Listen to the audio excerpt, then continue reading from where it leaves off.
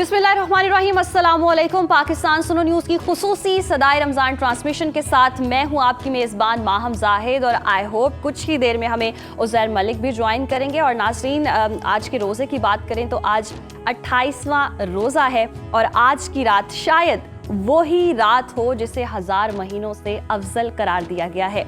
हम जहां आज इस रमज़ानुल मुबारक की आखिरी लैलतुल कद्र की तलाश करेंगे, वहीं ये माह मुक़द्दस अब ज़्यादा से ज़्यादा नाज़रीन 2 रोज़ का मेहमान है और हम दुआ गो हैं कि अल्लाह पाक हमारी तमाम इबादात और कोशिशों को अपनी बारगाह में कबूल फरमाए। प्रोग्राम के हवाले से बात करें तो ईरान पर मुसल्लत अमरीका और इसराइल की जंग अब लगता है नाज़रीन अगले फेज़ की तरफ बढ़ रही है, जिसमें अमरीका मुज़ाकरात करना चाहता है, मगर ईरान की तरफ से लीडरशिप की पे दर पे शहादतों के बावजूद साफ इनकार है। और इसके साथ साथ ज़कात की अहमियत पर बात करेंगे कि ये निज़ाम मुआशरे में तवाज़ुन कैसे लाता है, और इसके साथ साथ आला अखलाक और हुस्न मुआशरत पर खुसूसी गुफ्तगू भी प्रोग्राम का हिस्सा बनाएंगे।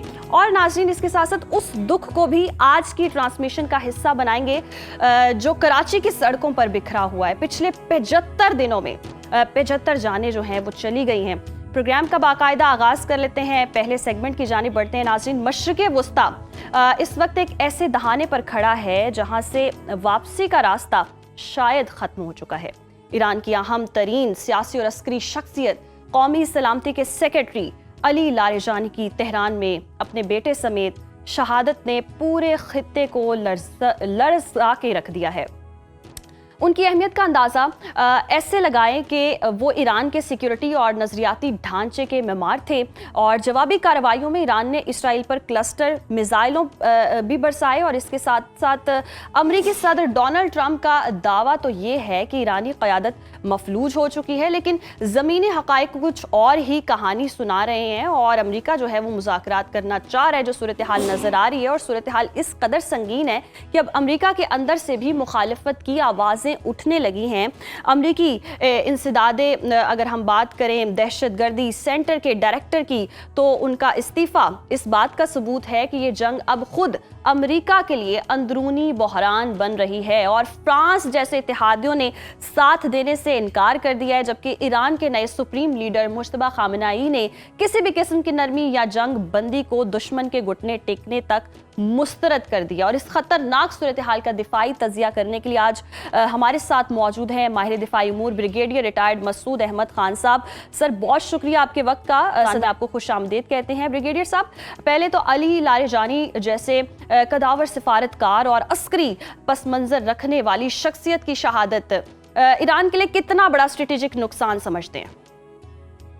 जी, बहुत शुक्रिया। देखें कि डॉक्टर अली लारेजानी की बहुत इंपॉर्टेंस थी और इसलिए सही बात नंबर 2 ईरान के अगर तनाजुर में देखा जाए, और स्पेशली जब रहबर ने टाइमली उनसे कहा था अगर इनकेस उनकी शहादत होती है तो Ali Larijani will look after the administration, जो गवर्नमेंट के अफेयर्स हैं वो लुक आफ्टर करेंगे। तो एक तो उनकी वो इम्पोर्टेंस थी। नंबर 2 थे तो इनके एब्सेंस में नंबर 1 ही समझे जाते थे, डिसीजन मेकिंग में इन्वॉल्व थे, और सेकंड वो रहबर के बड़े करीब थे और सो देयरफॉर उनकी इन्वॉल्वमेंट रही रेवोल्यूशनरी गार्ड कोर के अफेयर्स के अंदर थी। फिर दूसरा ये भी था कि देखें कि जो जितने बातचीत हुई, स्पेशली न्यूक्लियर बातचीत थी, इस ही वाज रिप्रेजेंटिंग ईरान की जो हुकूमत को रिप्रेजेंट कर रहे थे, बातचीत में काफ़ी अर्से तक इन्वॉल्व रहे हैं। और इसके अलावा फिर वो मजलिस के स्पीकर रहे फॉरवर्ड, ख्याल में 12-15 साल तक वहाँ पर रहे जी। और इसके अलावा ये था कि उनका इन्फ्लुएंस था। फिर ऊपर से ये भी था कि वो बड़े मॉडरेट भी थे, ऑर्थोडॉक्स ज़्यादा भी नहीं थे, लेकिन वो उसकी जो स्टैंडिंग थी यूरोप के अंदर भी बहुत अच्छी थी और उनसे लोग प्रेफर करते थे बातचीत करने के लिए। ऑल्दो देखें जिस तरह एक बड़ा लॉस है। फिर ऊपर से नेशनल सिक्योरिटी काउंसिल के वो सेक्रेटरी थे, तो इसका मतलब था he was basically heading that national security council and he was adviser to रहबर। तो उस वजह से बड़ा लॉस है। देखें कि उनकी अपनी भी शहादत हुई, बेटे भी इसमें शहीद हुए हैं, और तो लेकिन जो रिजॉल्व है, देखें कि यही एक फ़र्क है कि एक मुसलमान और दूसरे में, कि यहाँ पे शहादत की मौत होती है और जिस तरीके से उन्होंने वहाँ से ईरान से उनका आया कि वो अल्लाह के हवाले हो गए हैं, जहाँ से वो आए थे उन्होंने अपना आप को सुपुर्द कर दिया। तो वो एक आप देखें आपका एक अज़म है, एक आपका जो फेट है, फेथ है जो वो बहुत इंपॉर्टेंट है। जबकि अब आप वही सूरत हाल अगर अमेरिका में देखें, जब बॉडी बैग्स वहाँ पे जाते हैं तो वहाँ पे जो कोहराम मचता है या उसकी इम्प्लीकेशन होती है वो डिफरेंट है। बहरहाल देखें, एक लॉस ज़रूर है, लेकिन जी। ईरान का जो सिस्टम है बहुत ज़बरदस्त तरीके से वो मैच्योर हो चुका है। और जिस तरीके से आयतुल्लाह अली ख़ामेनी ने इसको सिस्टम को मैच्योर किया, ऑर्गेनाइज किया है, इस सिस्टम इज इंटैक्ट। और जिस तरीके से आप देखें कि वो रिस्पांस आ रहा है, चीज़ें सारा कुछ, इवन बसीज के हेड भी मारे गए थे, लेकिन इसके बावजूद things are under control. Iran में स्टिल एक हुकूमत है और डिसीजन मेकिंग हो रही है। बिल्कुल डिसीजन मेकिंग भी हो रही है। और मसूद साहब, बिल्कुल दुरुस्त फरमाया आपने कि शहादत का जज्बा इतना बड़ा है कि दुश्मन जो है वो हौसले पस्ती नहीं कर पाएगा। सईद जलीली की अगर हम बात करें, जिन्हें नजरियाती तौर पर अली लारेजानी से भी सख्त गिर समझा जाता है, उनका मुमकिना तौर पर सेक्रेटरी कौमी सलामती बनना ईरान के मुस्तकबिल के हमलों पर क्या असर डालेगा?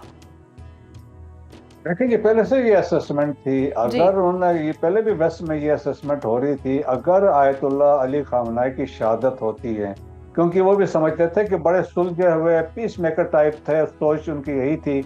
लेकिन उन्होंने कहा था अगर ऐसा वाकया होता है, अगर वो डिकैपिटेशन पे जाते हैं, तो जो जिसको रिप्लेस करेगा एक हार्ड लाइनर आएगा। तो आप देख लें कि मुश्तबा ख़ामेनी जो अभी रिप्लेस कर गए, तो उनका जो स्टांस आपने देखा, उन्होंने बदले की बात की है। और ख़ास तौर पर उन्होंने कहा मनाव में जो शहादतें हुए बच्चियों की, तो उन्होंने कहा उनका बदला लिया जाएगा। सिमिलरली डॉक्टर अली लारेजानी की शहादत हुई, और एक चीज़ में मिस कर गया था, उनके पाकिस्तान के साथ बड़े अच्छे ताल्लुकात थे।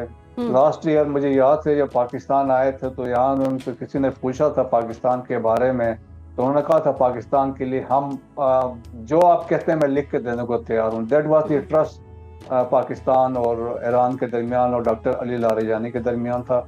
अब जो उनको रिप्लेस कर रहे हैं वो भी अभी हार्ड लाइनर के तौर पे हैं। सो आप देखिए, इसका इम्पैक्ट यकीनन है जो ईरान के साथ हो रहा है, जो एक ऑलरेडी बातचीत के अंदर शामिल था, और आपने उनको साथ, आप बेसिकली देखें, आपने उनके साथ दगा किया, और आपने उनके एक वो जो ट्रस्ट था वो बिट्रे करके आपने इसराइल के कहने पे हमले में शामिल हुआ। अब जब सवाल पूछा गया प्रेसिडेंट ट्रंप से, तो आपने ऐसा क्यों कि उन्होंने कहा कि हमें इतलात थी कि हमने प्रीएम्प्ट किया, ईरान हमला करने वाला था, तो इसलिए हमने उससे प्रीएम्प्ट किया। जबकि यही सवाल जब मार्को रूबियो से किया तो उन्होंने कहा कि इजराइल हमला करने वाला था, तो हमने उनके साथ मिल गए ताकि हम अपने बेसिस को बचा सकें। तो ये डबल स्टैंडर्ड्स के थे। लेकिन अभी ईरान में तो आपने देखा है कि जिस तरीके से अब डिक्टेशन पे ईरान है, ईरान अपनी शर्तें रख रहा है। पहले अमेरिका शर्तें रख रहा था, अब ये शर्तें रख रहे हैं। तो अमेरिका एक ऐसे डिफिकल्ट पोजीशन में चला गया है, जंग तीसरे हफ्ते में दाखिल हो गई है। देयर आर नो अचीवमेंट्स, कोई ऐसी चीज नहीं है जो प्रेसिडेंट ट्रंप जाके अपने अमेरिकन को कह सकते हैं मैंने ये अचीव किया। तो बड़े डिफिकल्ट पोजीशन में है। नेटो कंट्रीज हैं, एलाइज है, they have refused to assist in sparing जो स्ट्रेट ऑफ हॉर्मुज है। सिमिलरली इजराइल की भी कोशिश यही है कि किसी तरीके से अमेरिका यहाँ पे रह निकले ना, क्योंकि अकेले उनकी भी बस की बात नहीं है वो ईरान का सामना कर सके। बिल्कुल ऐसे ही है। और अमेरिका को बहुत ही नाकामियों का सामना देखना पड़ रहा है सारी सूरत हाल में। लेकिन मसूद साहब, आपको लगता है कि इसराइल और अमेरिका दोनों एक साथ मिलकर खेल रहे हैं? क्या इस गेम में इसराइल अलहदा हो सकता है? क्योंकि देखें, इसराइल टारगेट कर रहा है, ईरानी क़यादत को निशाना भी बना रही है। कितना ख़तरनाक है? नए आलमी नॉर्म्स क्या बनते नज़र आ रहे हैं आपको? क्या कोई इदारा बचा सकता है, या ये जो जारे अमेरिका और इसराइल है इसको कोई लगाम डालने के लिए अब बचा ही नहीं? देखें कि अब वो सिस्टम जो है, हम कह सकते हैं कि यूनाइटेड नेशन एक पेपर पर रह गया है, एक पेपर टाइगर है, बाकी उसकी कोई हैसियत नहीं है। पास्ट में हमने देखा हमास के या गजा के सूरत हाल पे आपने यूएन जनरल असेंबली के जो कंसेंसस के साथ रेजोल्यूशन से दे वर नॉट इम्प्लीमेंटेड, और सिक्योरिटी काउंसिल के भी इसी तरीके से नहीं हुए हैं। दैट्स वाई एक बोर्ड ऑफ पीस आया है कि ताकि वो चीज़ें ऑन ग्राउंड इम्प्लीमेंट किया जा सके। तो आप देखें कि ऐसे कोई रूल्स एंड रेगुलेशन नहीं, माइट इज राइट वाली बात है। लेकिन एक ये है कि अब वो जो कंसेप्ट था कि यूनिपोलर वर्ल्ड का था, दैट हैज गॉन। और over a period of time देखें कि अब लोग भी कहते हैं this is America is empire decline की तरफ है। अब एक यूनिपोलर कंसेप्ट आ चुका है जिसमें तीन बड़ी ताकतें हैं, एक अमेरिका है, रशिया है और चाइना है। और जिस तरीके से आप देखें कि चाइना और रशिया बिहाइंड द सीन बैठ के जो गेम कर रहे हैं, और वो आप देखें जिस तरह उनका प्रेशर है, उनका इन्फ्लुएंस है। अगर आज ईरान अगर कह दिया है कि अगर आज जिसने ऑयल लेना है वो युआन में ले ले, वो चाइना की फतह है। चाइना वैसे ईरान को असिस्ट कर रहा है। जिस तरह रशिया को इल्ज़ाम लगाया जा रहा है कि जो टारगेट के बारे में इंफॉर्मेशन है इसराइल के अंदर है या एल्सवेयर, वो रशियंस वो दे रहे हैं, या शाहिद ड्रोन्स की मॉडिफाइड वर्जन जो है वो अभी रशिया से ईरान की तरफ आ रहे हैं। तो इस तरीके से है। तो अभी जो कंसेप्ट है वो गया है। दैट्स वाई देखें कि अगर आज अमेरिका एक सुपर पावर होता, एक यूनिपोलर वर्ल्ड में अगर होता, तो आज ये नेटो को इसको ना करता, या कोई एलाइज नहीं करते। आप देखें जब डेजर्ट स्टॉर्म बिल्कुल मसूद साहब ऐसे ही है, और यही सूरत हाल है। बहुत शुक्रिया आपके वक्त का। और जिस तरह से हम देख रहे हैं कि अमेरिका एक ताकतवर मुल्क समझा जाता था, अब सूरत हाल बदलती दिखाई दे रही है। बॉल जो है वो ईरान के कोर्ट में है, और अपने मुतालिबात मनवाना जो है वो ईरान के अब हक में साबित हो रहा है। जिस तरह की सूरत हाल बन गई है, अमेरिका ने जंग तो शुरू कर दी थी जिसमें कोई प्लान नहीं किया था, और अब ये जंग जो है जो मुसल्लत की गई ज़बरदस्ती ईरान पर, अब ईरान जी मुज़ाकरात की तरफ नहीं आना चाहता। सालिसी का किरदार जो अदा कर रहे हैं वो भी रिजेक्ट हो चुके हैं। रहबरे आला मुश्तबा खामनाई ने जी सालिसियों के जरिए आने वाली जंग जो है उसकी जो बंदिश है, वो जो पेशकश है वो भी मुस्तरद कर दी, और अमेरिका अब चाह रहा है मुज़ाकरात की तरफ आना। लेकिन सूरत हाल कुछ इस तरह से है कि ये जंग अगले फेज में अब दाखिल हो चुकी है। ईरान डटा हुआ है। देखना यह है कि आने वाले दिनों में क्या सूरत हाल रहती है, वो भी आपके साथ शेयर करेंगे। फिलहाल नाज़रीन यहाँ वक्त हुआ है ब्रेक का। देखते रहिए सदाए रमज़ान। नाज़रीन, इस्लाम का मौशी निज़ाम इंसानियत की फलाह का ज़ामिन है, और इस निज़ाम का सबसे मजबूत सतून ज़कात है।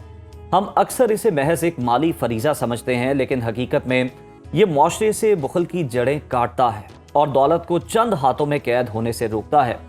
आज जब हम महंगाई के तूफान ने आम आदमी की देखते हैं कि कमर तोड़ रखी है, तो ज़कात की अहमियत पहले से कहीं ज़्यादा बढ़ गई है, ताकि मुआशरे में मौशी तवाज़ुन लाया जा सके। बिल्कुल। और अहम बात यह है कि क्या हम ज़कात के उस असल रूह और मकसद को पा सके हैं जिसका हुक्म खालिक कायनात ने दिया। क्या हमारी दी गई ज़कात किसी की ज़िंदगी बदल रही है, या ये महज एक वक्ती रिलीफ है? इस फलसफे को समझने और रमज़ान में इसकी बढ़ती हुई अहमियत पर बात करने के लिए आज हमारे साथ स्टूडियोज़ में मौजूद हैं मारूफ मजहबी स्कॉलर और मुमताज़ रूहानी शख्सियत सैयद मोहम्मद हबीब इरफानी साहब, और इसके साथ साथ हमें नातख्वा मैमूना साजिद ने भी ज्वाइन किया है।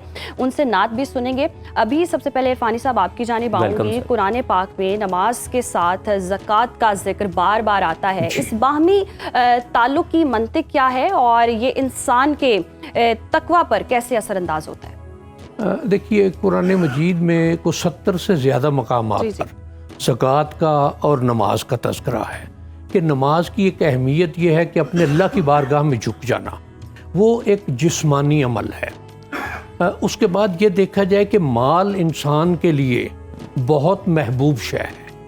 उसके लिए लड़ाइयाँ भी हैं, झगड़े भी हैं, चोरी चकारी डकैती, हर गलत काम इसके लिए होता है।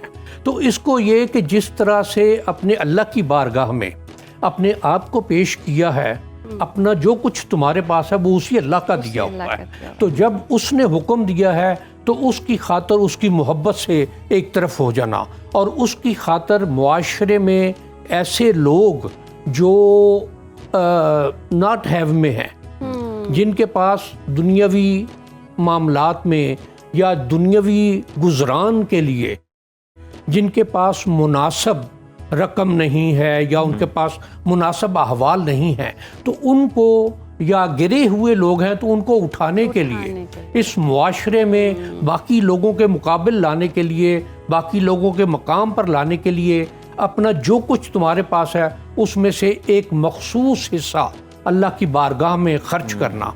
मैं इसके साथ एक बात और गुजारिश करता हूँ कि ये फ़र्ज़ है, ज़कात फ़र्ज़ है।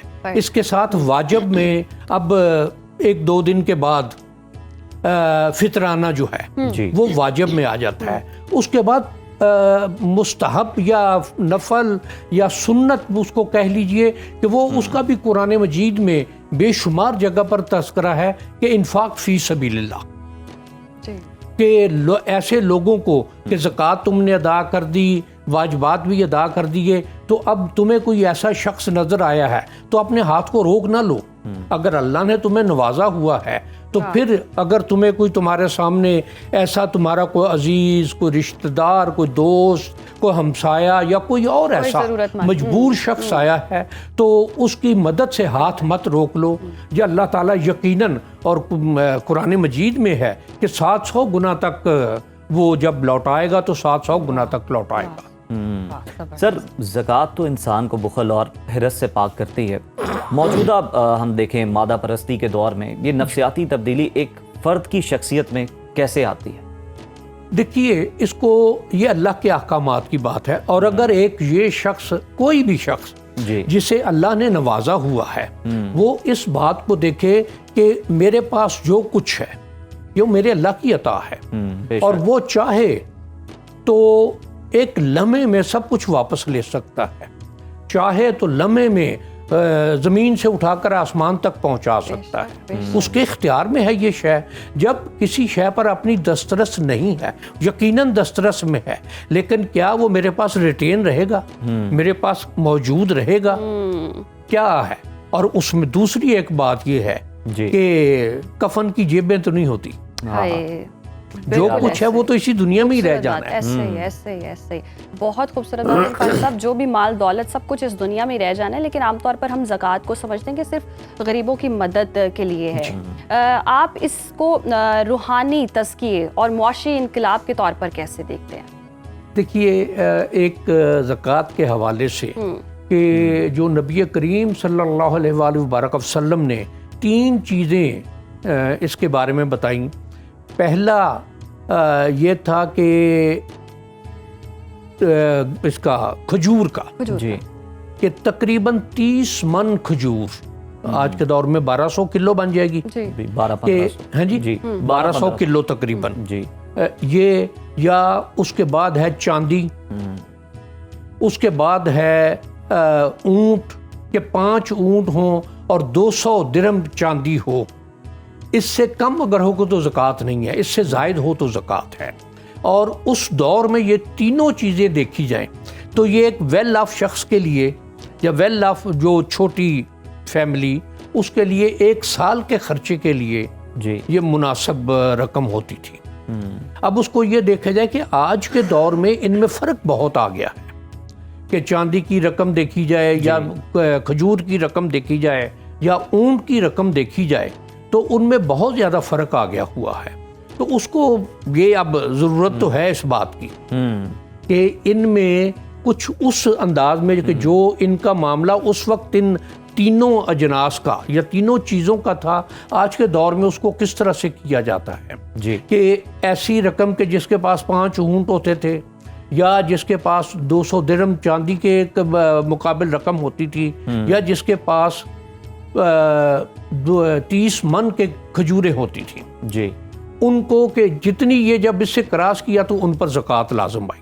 फिर इसको आइम्मा कराम ने इसको मुख्तलिफ चीज़ों पर रखा है। नबी करीम सल्लल्लाहु अलैहि वसल्लम ने भी मुख्तलिफ मौके पर भी कि एक मौके पर एक खातून हाज़िर बारगाह हुई तो उसके हाथों में कंगन थे, तो आपने ये इरशाद फरमाया कि इसकी ज़कात अदा की है, तो उसने कहा जी इसकी ज़कात तो अदा नहीं की। तो आपने इरशाद फरमाया कि क्या तुम ये चाहोगी कि क़यामत वाले दिन तुम्हारे इन हाथों में इनकी जगह ये लोहे के ये कंगन और आग से दहकते हुए कंगन तुम्हें पहनाए जाएं? तो उसने उसी वक्त उतार के पेश खिदमत कर दी। तो ये इसमें और उसमें और भी बहुत सी कि ज़कात का ना अदा करना, उसमें ये इरशाद है कि ज़कात के वैसे लफ्ज़ी मानी जो हैं वो पाक साफ करने के हैं, बेशक कि जो रकम तुम्हारे पास है, जो पैसा है तुम्हारे पास या जो कुछ भी तुम्हारे पास इस सूरत में है उसमें से कोई मैल कुचैल अगर है तो वो, और इसके लिए कि जो नहीं देता वो एक सांप की सूरत में रोज़े क़यामत इंसान के गले में पड़ा होगा और वो उसकी ये बाछों में डंग मार रहा होगा। बिल्कुल ऐसे इरफानी साहब, गुफ्तगू का सिलसिला तो जारी रहेगा और बहुत इंटरेस्टिंग बातें हैं जो वाकई आपकी रूह काम जाती है इस तरह की बातें सुन के। ज़कात जब फ़र्ज़ है तो देनी लाजमी है और देनी ज़रूरी भी है। रमज़ानुल मुबारक का बाबरकत महीना है और अपनी माल की पाकी के लिए, अपनी रूह की पाकी के लिए ज़रूरी हो जाती है ज़कात। अच्छा, हमारे साथ नातख़्वां भी मौजूद हैं, मेमूना साजिद, उनसे आज जानेंगे कि मेमूना आप कौन सा आज का हमें कलाम सुनाने जा रही हैं नबी की शान में गुलहाय अकीदत पेश करने वाले। हुजूर ऐसा कोई इंतजाम हो जाए, हुजूर ऐसा कोई इंतजाम हो जाए, सलाम के लिए हाजिर गुलाम हो जाए,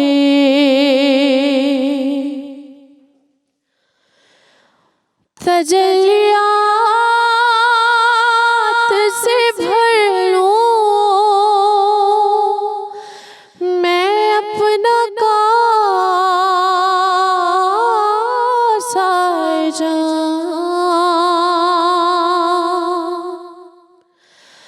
तजल्लियात से भर लूं मैं अपना कासा जान, कभी जो उनकी गली में क़याम हो जाए, हुजूर आप जो सुन लें तो बात बन जाए,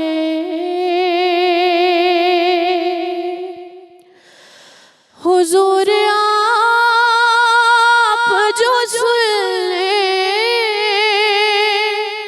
तो बात बन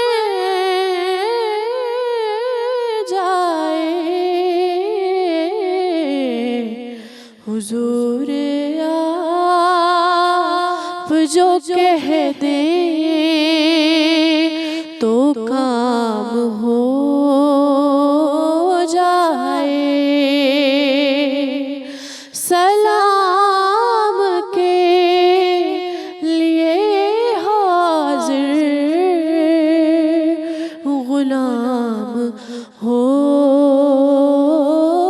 जाए।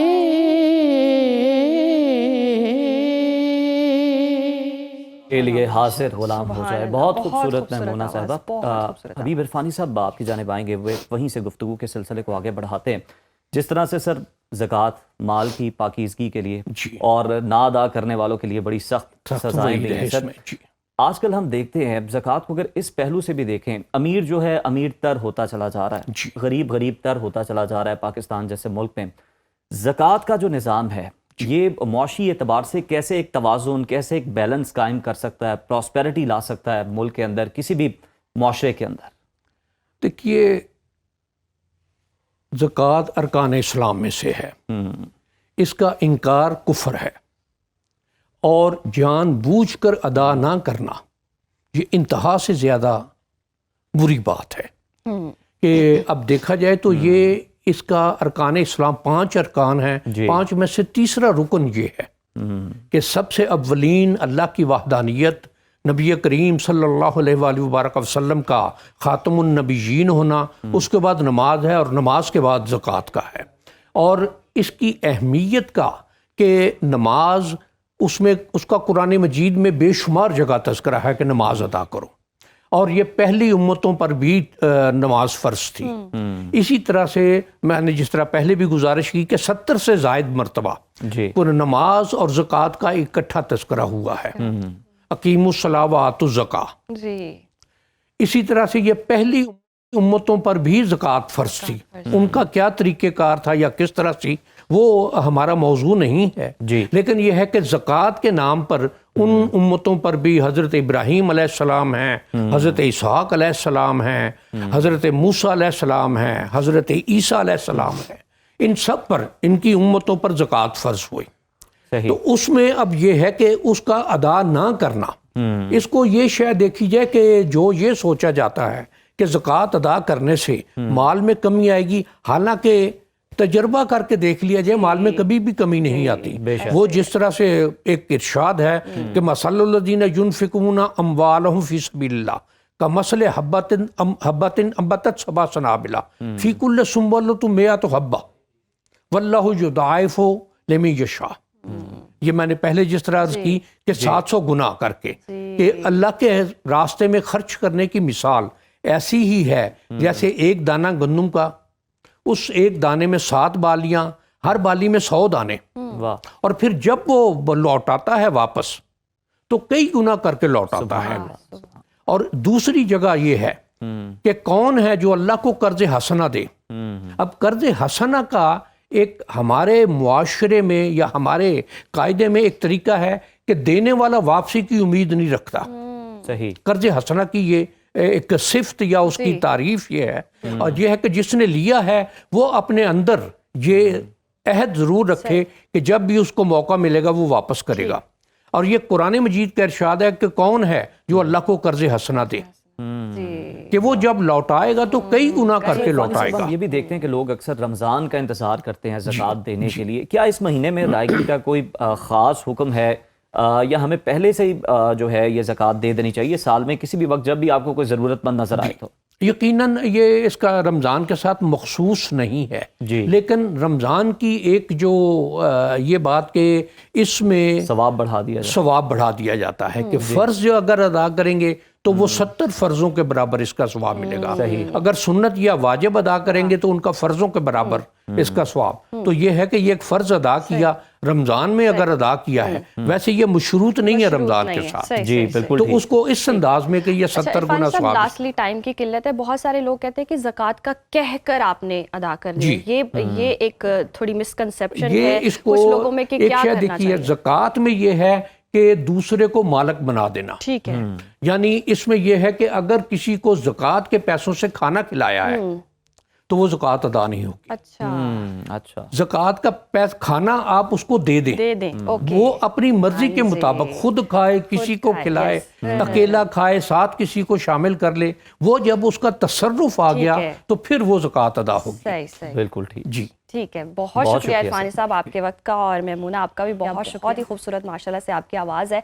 और नाजरीन, जैसे कि ज़कात के हवाले से आज हमारा टॉपिक था और कितनी इंपॉर्टेंट होती है, इसकी अहमियत समझना बहुत ज़्यादा ज़रूरी है। और जिस तरह सवाब इतना डबल हो जाता है रमज़ानुल मुबारक के बाबरकत महीने में, तो बढ़ चढ़ कर ज़कात दें और मुस्तहिक लोगों को भी ज़कात दें। उन लोगों को ढूंढ के आपको सफ़ेद पोश लोगों को जो तकाज़ा नहीं करते उनको भी ज़कात ज़रूर पहुँचाएगा। अभी प्रोग्राम में वक्त हुआ ब्रेक का, देखते रहिए सदाए रमज़ान। बिस्मिल्लाहिर्रहमानिर्रहीम, अस्सलाम वालेकुम। आप देख रहे हैं इफ्तार पकवान और हमेशा की तरह मैं जन्नत जमशेद आपके सामने हाजिर हूँ। आपका और हमारा साथ रहेगा चांद रात तक, और चांद रात तक हम आपको सिखाएंगे मज़ेदार और मुनफरिद रेसिपीज। इफ्तार पकवान को स्पॉन्सर किया है करशी जामे शीरी ने, जो कि हम सबका फेवरेट है, सेब्रोसो, केनौर और डालडा ने। डेली हम कोशिश करते हैं कि आपके लिए कुछ डिफरेंट लेकर आएँ, कुछ हेल्दी लेकर आएँ, और आज भी कुछ हेल्दी ही बनने जा रहा है। और जो हमें मज़ेदार डिशेस बनाना सिखाती हैं उनको बुला लेती हूँ मैं। तो हमारे साथ मौजूद है हमेशा की तरह हम सब की बहुत ही प्यारी शेफ अनम। अस्सलाम वालेकुम। वालेकुम अस्सलाम, कैसी हैं मैं आप? बिल्कुल ठीक ठाक। आप अपनी जगह पे आए, मैं अपनी जगह पे आती हूँ शुक्रिया हमेशा की तरह। तो भाई अब तो देखने वालों को भी अंदाजा हो गया होगा कि आपकी जगह ये है, मेरी जगह ये है। बिल्कुल। और आज आप क्या बनाने जा रही हैं? आज की रेसिपी जो है वो बहुत ही मेरा ख्याल है कि मोस्टली लोगों की जो है वो बड़ी पसंदीदा होती है ये, लेकिन और आपकी नहीं है। हाँ बिल्कुल सही, क्योंकि मैं बोलना नहीं चाह रही थी, लेकिन चले कोई बात नहीं, अगर आपने कह दिया तो। खैर हम आज लेकिन ये है, बनाएंगी जरूर, और ये बहुत अच्छा बनाएंगी, क्योंकि जो चीज़ आपको नहीं पसंद होती ना, वो ज़्यादा अच्छी बनाते हैं, वो ज़्यादा अच्छी बनती है। और आज की जो रेसिपी है हम बनाने जा रहे हैं बीफ यखनी पुलाव। तो ये एक बहुत ज़बरदस्त, आप समझे कि मेन्यू हो सकता है आपकी अफ्तार पार्टी के लिए भी, प्लस आपकी, क्योंकि अब आगे ईद ही आएगी, और ईद के अंदर जो है मतलब 3 दिन माशाल्लाह घर में किसी के घर लंच हो रहा होता है, किसी के घर ब्रांच हो रहा होता होता है, किसी के घर डिनर हो रहा होता है, तो इसलिए जो है आप ये ज़रूर अपने घर में बनाइएगा। हम इसको थोड़े से रिवायती तरीके से, थोड़े से डिफरेंट स्टाइल से बनाएंगे, ताकि जब हम यखनी पुलाव बनाएं तो हमारे पास एक वेरिएशन हो। अच्छा, अब बेहतरीन हो यखनी, गया। बिल्कुल, अब यखनी पुलाव के लिए यहाँ पे हम बीफ यूज़ कर रहे हैं, लेकिन आप मटन में भी बना सकते हैं और चिकन में भी बना सकते हैं, तो ये आपकी अपनी पर्सनल चॉइस है। हेल्थ वाइज बेहतर क्या है, बिल्कुल, मटन के, बीफ के, चिकन? मेरा ख्याल है कि मटन। मटन ज़्यादा बेहतर है कंपेरेटिवली आप बीफ और से। चिकन के। तो अब जो है सबसे पहले हम रखते हैं अपना पैन। आज की रेसिपी क्योंकि हम बनाएंगे डालडा घी के अंदर, तो मैं वहाँ से ले आती हूँ डालडा घी, और डालडा घी के साथ फेवरेट है yes, और हमारी माओं का एतमाद है डालडा के ऊपर, और यही चीज़ डालडा को बनाती है पाकिस्तान का नंबर 1 ब्रांड, क्योंकि डालडा को 80 साल से ज़ायद का अरसा हो चुका है और अब तक ये सबका फेवरेट है। जहाँ ममता वहाँ डालडा, ना बदला ज़माना ना बदला डालडा। डालडा घी से मुझे ऐसा लगता है कि जो फ्लेवर है वो और अच्छा इन्हेंस हो जाएगा। लेकिन अगर आप लोगों को, फॉर एग्जांपल, लोगों को कुछ पसंद नहीं होता घी, तो वो रेगुलर ऑयल में भी उसको बना सकते हैं। जस्ट टू कीप लाइक उसका फ्लेवर थोड़ा सा डबल करने के लिए जो है हम उसको जो है उसमें हम डालडा घी जो है वो इस्तेमाल करने लगे। तो इसको उठा के ज़रा पास कर लेते हैं ताकि जो है हम उसको ईज़िली डाल सकें। तो इसमें तकरीबन हम 1 कप के करीब जो है डालडा घी ऐड करेंगे। आप अकॉर्डिंग टू अपनी रेसिपी जो है, मतलब कि आप कितनी, क्योंकि हम 1 kg के साथ बना रहे हैं तो हम 1 kg के हिसाब से जो है वो बनाएंगे। तो ये चला गया है इसमें डालडा घी, और डालडा घी के बाद हम इसमें शामिल करेंगे अनियंस। जी, इसमें हम शामिल करेंगे अनियन। जितनी देर में ऑयल थोड़ा सा हमारा गर्म हो घी जाएगा। गर्म हो जाएगा तो हम इसमें करेंगे अनियंस को ऐड। इसको कर लेते हैं साइड पे और इसको कर लेते हैं थोड़ा सा क्लीन, और ये अच्छे क्योंकि से कुकिंग के साथ साथ ना सफाई का ख्याल रखना भी बिल्कुल। बहुत ज़रूरी है। कुछ लोग खाना बहुत अच्छा बनाते हैं, लेकिन जब वो खाना बनाकर किचन से बाहर जाते हैं तो जो अगला बंदा आता है तो वो जब किचन का हाल देखता है परेशान। तो वो कहता है कि भाई आप खाना ना बनाया करें, हाँ, आप किचन से दूर ही रहा करें। तो जो सुघड़ लोग होते हैं वो हमेशा कोशिश करते हैं कि खाना बनाते बनाते वो साथ साथ सफाई भी किचन की करें। अच्छा जी, अब अनियंस को हम कट कर लेंगे सिंपल वही स्लाइसेस फॉर्म में, हाफ मून में हम उनको कट करेंगे। तो कितने अनियंस आप डाल रही हम हैं? तकरीबन इसमें 2 से 3 अनियंस ऐड करेंगे। अच्छा, कुछ घरों में ना पुलाव के नाम पे बिरयानी बनती है, कुछ लोग ना पुलाव में बिरयानी मसाला ऐड कर लेते हैं। हाँ, वो बिल्कुल ही, वो फिर अपनी तरफ से वही आपको मैं बता रही हूँ ना कि वो खुद को पुलाव धोखा दे रहे बिरयानी। होते हैं। हाँ जी, बिल्कुल। मीनवाइल ही जैसे ही प्याज को फ्राई करेंगे तो हम इसके अंदर ऐड कर देंगे साबुत सूखा धनिया। बड़ा इंपॉर्टेंट है और मुझे पर्सनली बहुत पसंद है पुलाव के अंदर ये सूखा धनिया। इसका बहुत अच्छा सा जो है वो फ्लेवर आता है। और साथ में अब हम जन्नत की फेवरेट डालेंगे लौंग। मैं थोड़ा फासला हाँ जी, फासला इख्तियार कर ले। और साथ में इसमें जाएगी बड़ी इलायची, उसके साथ जाएगी इसमें काली मिर्चें, साबुत काली मिर्चें। अच्छा, मैं जो है वो साथ ही ऐड कर देती हूँ सारी चीज़ें जब प्याज फ्राई हो रहा होता है उसी वक्त में ही। तो उससे क्या होता है कि जो आपके जो साबुत खड़े मसाले हैं वो भी थोड़े से भुन जाते हैं। तो आपने भी सेम यही प्रोसीजर को जो है वो करना है। अच्छा, अब हमने यखनी बनाई थी। यखनी बनाने में भी जो जब हमने गोश्त को गलाया था तो उसमें भी हमने लहसुन अदरक की पेस्ट और उसके साथ साबुत सारे गरम मसाले मलमल के कपड़े में लपेट कर अच्छी तरीके से उसकी पोटली सी बनाकर वो हमने अच्छी तरीके से फिर उसकी यखनी बना ली थी। और नमक भी हमने उसमें डाला हुआ था, लेकिन हम राइस में भी जो है थोड़ा सा नमक ऐड करेंगे। तो प्याज जो है वो गोल्डन ब्राउन होने के प्रोसीजर पे आ गया है।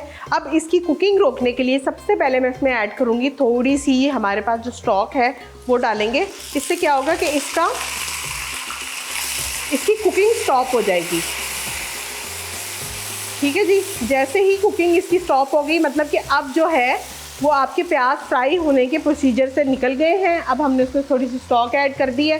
फ्लेम को कर लेंगे थोड़ा लो और अब मैं इसके अंदर ऐड करूँगी जिंजर गार्लिक का पेस्ट। अच्छा, ये डाल लें तो बहुत अच्छा फ्लेवर आता है, लेकिन अगर आप नहीं भी डालना चाहते तो आप इसको स्किप भी कर सकते हैं, ज़रूरी नहीं है। बिल्कुल ज़रूरी नहीं है। और अब हम इसको अच्छे तरीके से करेंगे फ्राई। और लहसुन अदरक का जो है हमें कच्चापन इसमें से निकालना है। बीफ जो हमने रेडी करके रखा हुआ है वो अब हम इसके अंदर डालेंगे और डालकर इसकी अच्छी तरीके से भुनाई करेंगे ताकि जो है आपके सारे मसाले वो इसमें ऐड ऑन हो जाएं। इस तरीके से आपने डाल लेना है। और यहाँ से अच्छा, आपने अब तक स्पाइस नहीं ऐड की? अभी तक कोई स्पाइस नहीं। अब पहले इसको इसके अंदर भूनेंगे अच्छी तरीके से और उसके बाद का फिर आगे वाला काम करेंगे। इसको 1 आध मिनट इसमें कुक होने देंगे और उसके बाद यहाँ से दूसरा स्पून ले लेते हैं और इसको फॉर द टाइम बिंग कर देते हैं साइड पे। अब बारी आ जाएगी इसमें स्पाइसेस की, तो सबसे पहले हम करेंगे बिल्कुल फ्लेम को लो और अब हम इसमें ऐड करना शुरू कर देंगे स्पाइसेस। तो स्पाइसेस में इसमें जाएगा पिसा हुआ सूखा धनिया। अच्छा, ये ऑप्शनल है, डाल लें तो ठीक है क्योंकि हम ऑलरेडी इसमें डाल चुके हैं, ये आपकी अपनी पर्सनल चॉइस है। उसके बाद हम इसके अंदर ऐड करेंगे थोड़ी सी हल्दी, बिल्कुल थोड़ी सी, ज़्यादा नहीं आपने इसमें ऐड करनी। साथ में इसमें जाएगी कुटी हुई लाल मिर्च। कुटी हुई लाल मिर्च, ये इसका जो आप समझे कि मोस्ट इम्पॉर्टेंट एलिमेंट है, इसी से ही आपके जो है इसका जायका निकलेगा। उसके बाद इसमें जाएगा नमक, हस्बे जायका हम इसके अंदर ऐड करेंगे नमक। और उसके बाद हम साथ में इसके अंदर ऐड कर देंगे थोड़ा सा ज़ीरा पाउडर, ये चला गया इसमें ज़ीरा पाउडर। और लास्ट में हम थोड़ा सा इसके अंदर ऐड करेंगे गरम मसाला, बिल्कुल स्लाइड सा, एक सिर्फ फ्लेवर देने के लिए। अब ये हो गए हैं हमारे मसाले। अब किसी को अगर लाल मिर्च पसंद है तो वो लाल मिर्च पाउडर इसमें डाल ले, वरना अदर देन ज़रूरत नहीं है। आप इसकी जगह जो है वो काली मिर्चें भी इसमें ऐड कर सकते हैं, उससे भी बड़ा अच्छा सा जो है पुलाव हमें स्पाइसी नहीं होता। हाँ, ये बिल्कुल भी स्पाइसी नहीं, माइल्ड स्पाइस ऐड होते हैं। लेकिन फिर भी आपने थोड़ा बहुत तो स्पाइस देना है ना उसमें, कि वो बिल्कुल ही ब्लैंक भी जो है वो पसंद नहीं आता। काली मिर्च से आ जाए। हाँ, वो काली मिर्च से आ जाता है। अब हमने क्योंकि कुटी हुई लाल मिर्चें ऐड कर ली हैं तो अब हमें काली मिर्चें डालने की बिल्कुल भी ज़रूरत नहीं है। तो अब मीनवाइल कट कर लेते हैं हम टमाटर। तो इसमें हम 2 से 3 टमाटर ऐड करेंगे दरमियाने साइज़ के, और फिर डालकर इसको स्टॉक डालकर हम पकने के लिए छोड़ देंगे तकरीबन कोई आधा घंटा। हम क्योंकि हमने अभी 80% जो है, या आप कहेंगे 90% जो है वो गोश्त को गलाया हुआ है, बाकी का रिमेनिंग जो है जब आप चावल उसमें ऐड करेंगे तो तब जो है वो ये अब मैं इसके अंदर ऐड कर दूँगी टमाटर। और टमाटर डालकर इसको 1 आध मिनट हम सिर्फ कुक करेंगे और उसके बाद फिर हम इसके अंदर ऐड कर देंगे यखनी। ठीक है जी।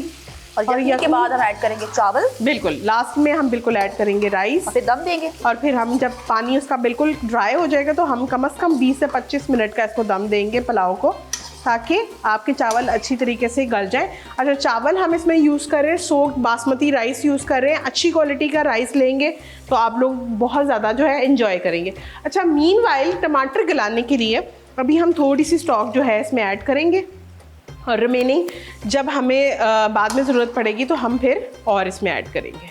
तो अभी इसको करते हैं अच्छे तरीके से कवर, और तब तक हम ब्रेक ले लेते हैं। और तब तक लेते हैं तो यहाँ पर लेते हैं ब्रेक। आप देखते रहिए इफ्तार पकवान। तो ब्रेक के बाद इफ्तार पकवान में आपको वेलकम कहते हैं। आज हम बना रहे हैं बीफ पुलाव और हमारा जो बीफ है वो रेडी हो रहा है। बिल्कुल। तो अब आप कुछ ऐड करेंगे इसमें? बिल्कुल। आज जो हमारा बीफ यखनी पुलाव जो है वो तकरीबन ऑलमोस्ट लाइक हाफ अ वे हो गया है रेडी। टमाटर हमारे बिल्कुल अच्छे से गल चुके हैं ब्रेक में, और अब हम इसके अंदर ऐड करेंगे बहुत ही ज़बरदस्त किस्म की हमारी दही। और दही हम बिल्कुल थोड़ा सा डालेंगे, ज़्यादा नहीं। देखिए ऑयल आ गया इसके ऊपर। जब इस तरीके से या घी आपका सेपरेट होना शुरू हो जाए तो फिर हम इसमें ऐड करेंगे योगर्ट। हम बिल्कुल 2 से 3 टेबलस्पून इसमें योगर्ट के ऐड करेंगे, ज़्यादा नहीं ऐड करेंगे। ओके। अब आपने इसको अच्छी तरीके से भूनना है, और भूनने के बाद अब आपने इसके अंदर ऐड कर देना है, जैसे इसका पानी अच्छी तरीके से ड्राई हो जाएगा दही का, और फिर हम इसके अंदर ऐड करेंगे चावल। बस। और वो हमारा आखिरी स्टेप होगा, वो हमारा लास्ट स्टेप होगा। और लास्ट स्टेप के बाद फिर हम इसके अंदर ऐड करेंगे हरी मिर्चें। जैसे ही हम पानी मतलब यखनी ऐड करेंगे, साथ ही राइस ऐड कर देंगे, उसी के साथ ही हम इसके अंदर ऐड कर देंगे थोड़ी सी ग्रीन चिलीज़। ग्रीन चिलीज़ जो है आपको अपने हिसाब से ऐड कर सकते हैं, आपको कम ज़्यादा जितनी पसंद है आप उस तरीके से जो है इसमें ऐड कर सकते हैं। थोड़ी सी बड़ी साइज़ की हम इसके अंदर ग्रीन चिलीज़ ऐड करेंगे।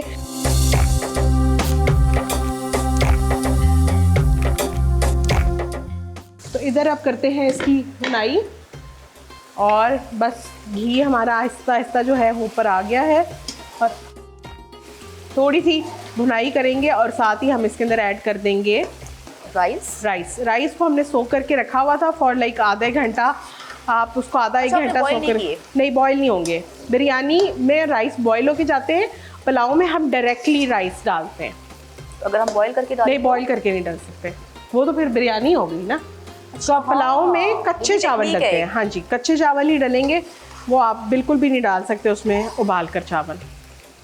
तो बस एक लेयर्स नहीं बनती क्योंकि बिरयानी में लेयर्स बनती हैं इसलिए। हाँ, बिरयानी में हमें लेयर्स चाहिए होती हैं, इस वजह से जो है हम राइस को सेपरेट रखते हैं। तो इस तरीके से ये देखें बहुत अच्छा सा कलर आ गया है। अब हम इसके ऊपर ऐड कर देते हैं राइस। तो अब इसके अंदर ये जाएंगे राइस, तकरीबन 1 kg के करीब राइस है। तो अब हमारी जो रेसिपी है उसकी क्वांटिटी हो गई है तकरीबन 2 kg के करीब।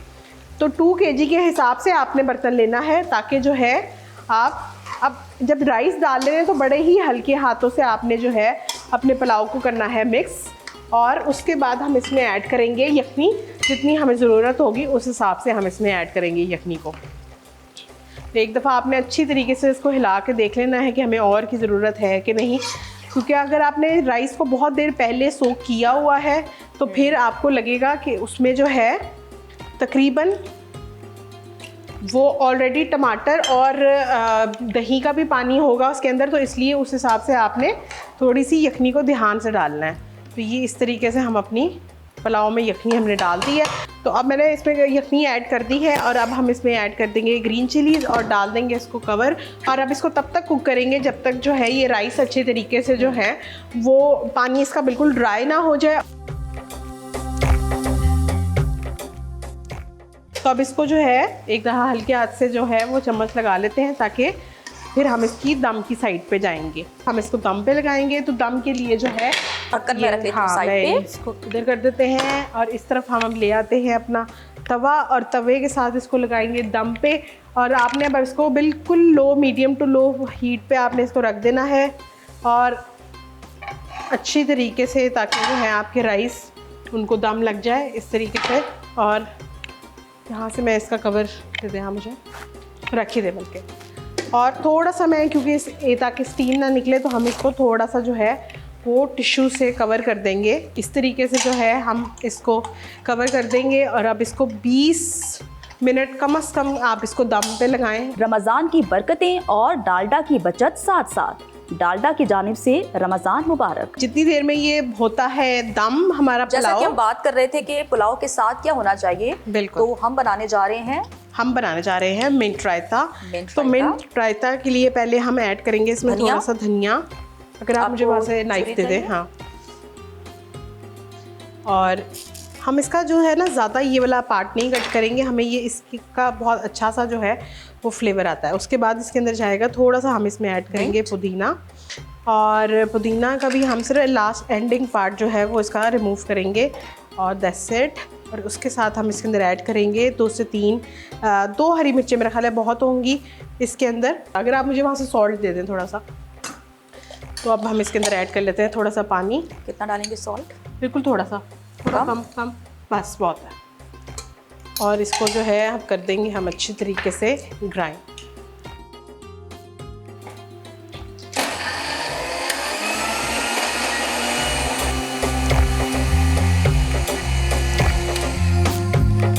ले जी, हमारी मिंट चटनी जो है वो हो गई है रेडी। और अगर आप मुझे वहाँ से एक बाउल दे दें और इस कर लेते हैं चीज़ों को थोड़ा सा साइड पे। और ये हो जाएगी इसमें योगर्ट।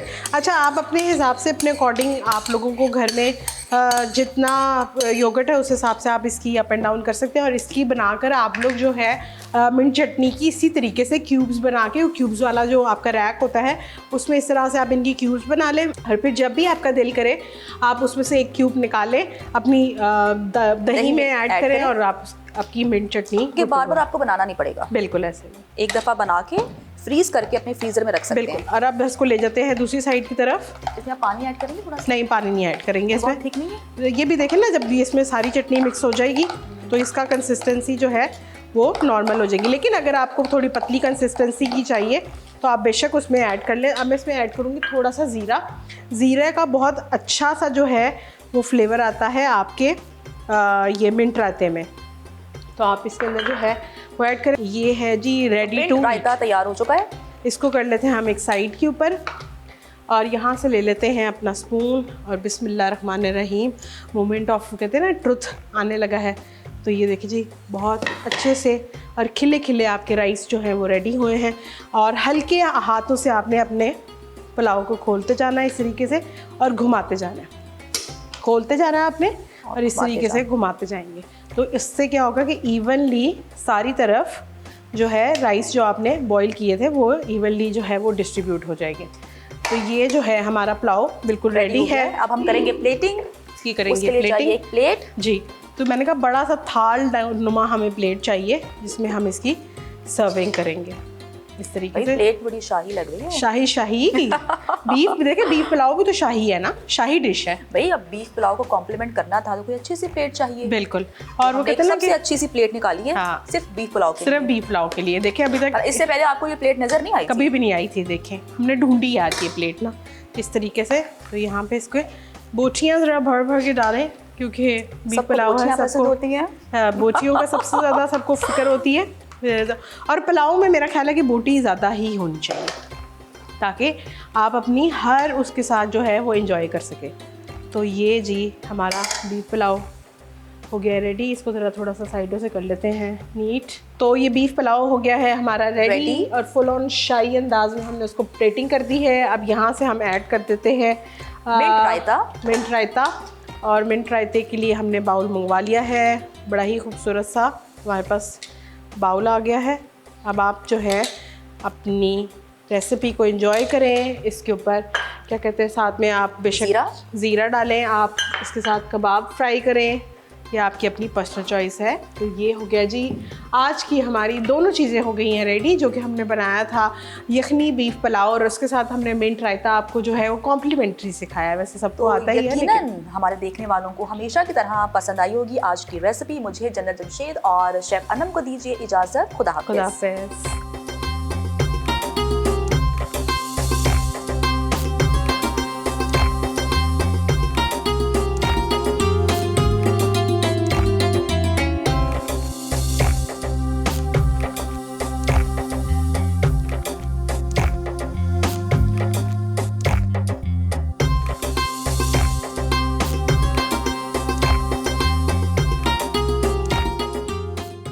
वेलकम बैक नाजरीन। रमज़ानुल मुबारक बरकतों का महीना है, लेकिन कराची के दर्जनों घरानों के लिए ये महीना सदमे की तस्वीर बन गया है।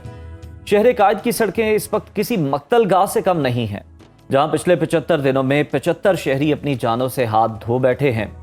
ये महज आदादो शुमार नहीं है, ये वो 75 घराने हैं जिनके दस्तरखान अब अधूरे हैं। ट्रेलर्स, डंपर्स और वाटर टैंकर्स की इस हद तक बेलगाम हो चुके हैं कि अब शहर की कोई भी सड़क महफूज नहीं रही। सवाल यह है कि क्या इंसानी जान इतनी सस्ती हो गई है कि रोजाना एक लाश गिरने के बावजूद सिस्टम टस से मस नहीं हो रहा? क्या ये हादसात इंतजामी गफलत का नतीजा है?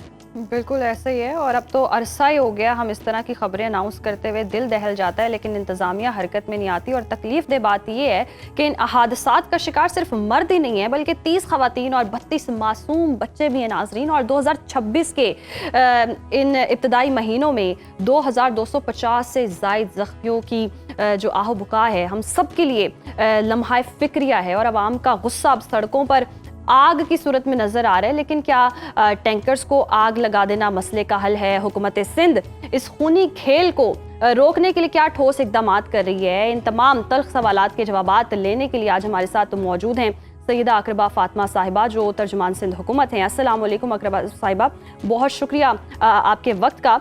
75 दिनों में हम देख रहे हैं 75 अमवात हुई हैं। क्या सिंध हुकूमत इस हौलनाक शरह अमवात को इमरजेंसी तस्लीम करने के लिए तैयार है? बिस्मिल्लाहिर्रहमानिर्रहीम। Thank you very much. देखें, सबसे पहले तो इसमें कोई शक नहीं कि ये अफसोसनाक वाक़यात हैं और इसमें हम सब जो हैं ये बहुत कंसर्निंग सिचुएशन है।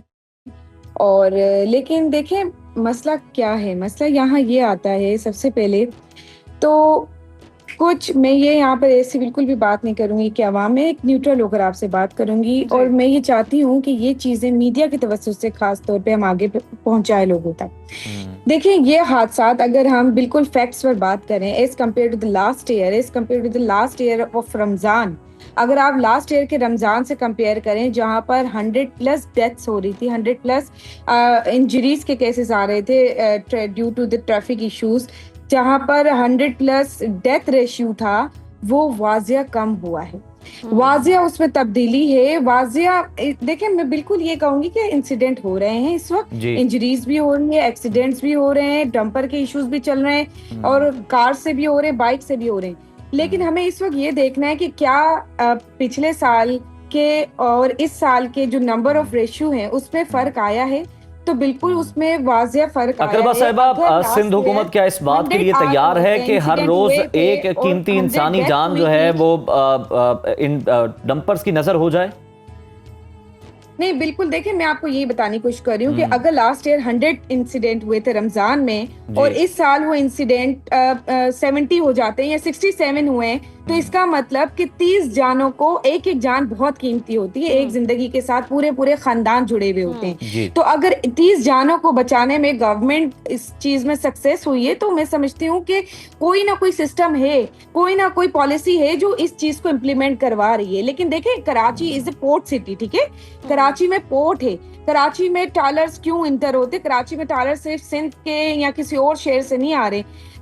कराची में trailer all over the Pakistan से आ रहे। कराची में बलोचिस्तान से, केपी से, पंजाब से, हर तरफ से आ रहे, because it's a port city. अब हम पोर्ट तो नहीं बंद कर सकते, हम ट्रॉलर्स को रोक नहीं सकते, हम डंपर्स को रोक नहीं सकते। अलबत्ता लेकिन अकरबा साहिबा, अदालत की जानिब से भी नोटिस जारी किए गए थे कि इनकी कोई टाइमिंग, सिलेक्टिव टाइमिंग है, उसी औकाते कार में ये हैवी ट्रैफिक को चलना चाहिए, उस पर सख्ती से अमल दरामद नहीं करवाया जा सका, तभी ये सारी सूरत हाल हो रही है। पॉलिसी बन नहीं पा रही है। आए रोज हम इस तरह के वाकयात देखते हैं और जिस तरह से आप स्टेटमेंट दे रही हैं, इसमें पिक एंड चूज नहीं किया जा सकता कि 50 में से 30 को बचा लिया तो 20 इंपॉर्टेंट नहीं थे, जाने तो उतनी ही कीमती हैं। या तो इनका सिरे से खात्मा किया जाए, या आए रोज ये जो हम बातें कर रहे हैं, या फिर ये स्टेटमेंट दे दी जाए कि जितनी बचा सकते उतनी बचा सकेंगे, जितनी जाने जा रही हैं उसकी परवाह यानी कि हुकूमत को नहीं है। देखिए, मेजोरिटी इंसिडेंट जो हो रहे हैं वो बाइक्स के हो रहे हैं, ठीक है? वो बाइकर्स के हो रहे हैं। तो आप बताएं क्या किया जाए? बाइकर्स पे क्रैकडाउन कर दिया जाए, बाइक्स को बंद कर दिया जाए, या हम जो है ट्रॉलर्स को रोक दें, या डंपर्स को बंद कर दें? एक पूरा सिस्टम चल रहा है। लेकिन यहाँ पर मसला क्या है कि जो पॉलिसीज ऑलरेडी बनी हुई है उसको इम्प्लीमेंट करवाया जा रहा है, और इसी वजह से अवाम से भी ये गुजारिश की जाती है, रात को 11 बजे के बाद डंपर्स और ट्रॉलर्स जो हैं वो निकलते हैं और ये उनका वक्त होता है और मेन शराहों से गुजरते हैं। अवाम से भी ये रिक्वेस्ट की जाती है कि हेलमेट का जो है ज्यादा से ज्यादा इस्तेमाल किया जाए। हेलमेट जो है जानों को बचाता है। देखिए, किसी के हेलमेट पहनने से हुकूमत को क्या फायदा हो रहा है? हुकूमत को ये फायदा हो रहा है ना कि हुकूमत के शहरियों की जिंदगियां बचती हैं। इसी वजह से बार बार फाइन किया जा रहा है कि देखिए, आप हेलमेट पहनेंगे, इसमें आपकी बेहतरी है। अगर मैं ट्रॉलर्स की बात करूं, उसमें एक सबसे बड़ा मसला जो हो रहा है, डंपर्स जो सबसे बड़ा मसला ये हो रहा है कि जो उसके साइड के फासले होते हैं, जब कोई बाइक उसको ओवरटेक कर रही होती है। देखिए, ये एक ऐसी बात है जो बाइक्स चलाते हैं, जो डंपर चलाते हैं, वो बेहतर समझ सकते हैं। तो जब एक बाइक, एक छोटी सी बाइक उसको ऐसे फासले पर आकर ओवरटेक करने की कोशिश करती है, वहां पर ब्लाइंड ग्लासेस होते हैं जो उनको नहीं देख पाते और जिसकी वजह से इस तरह के हादसा होते हैं।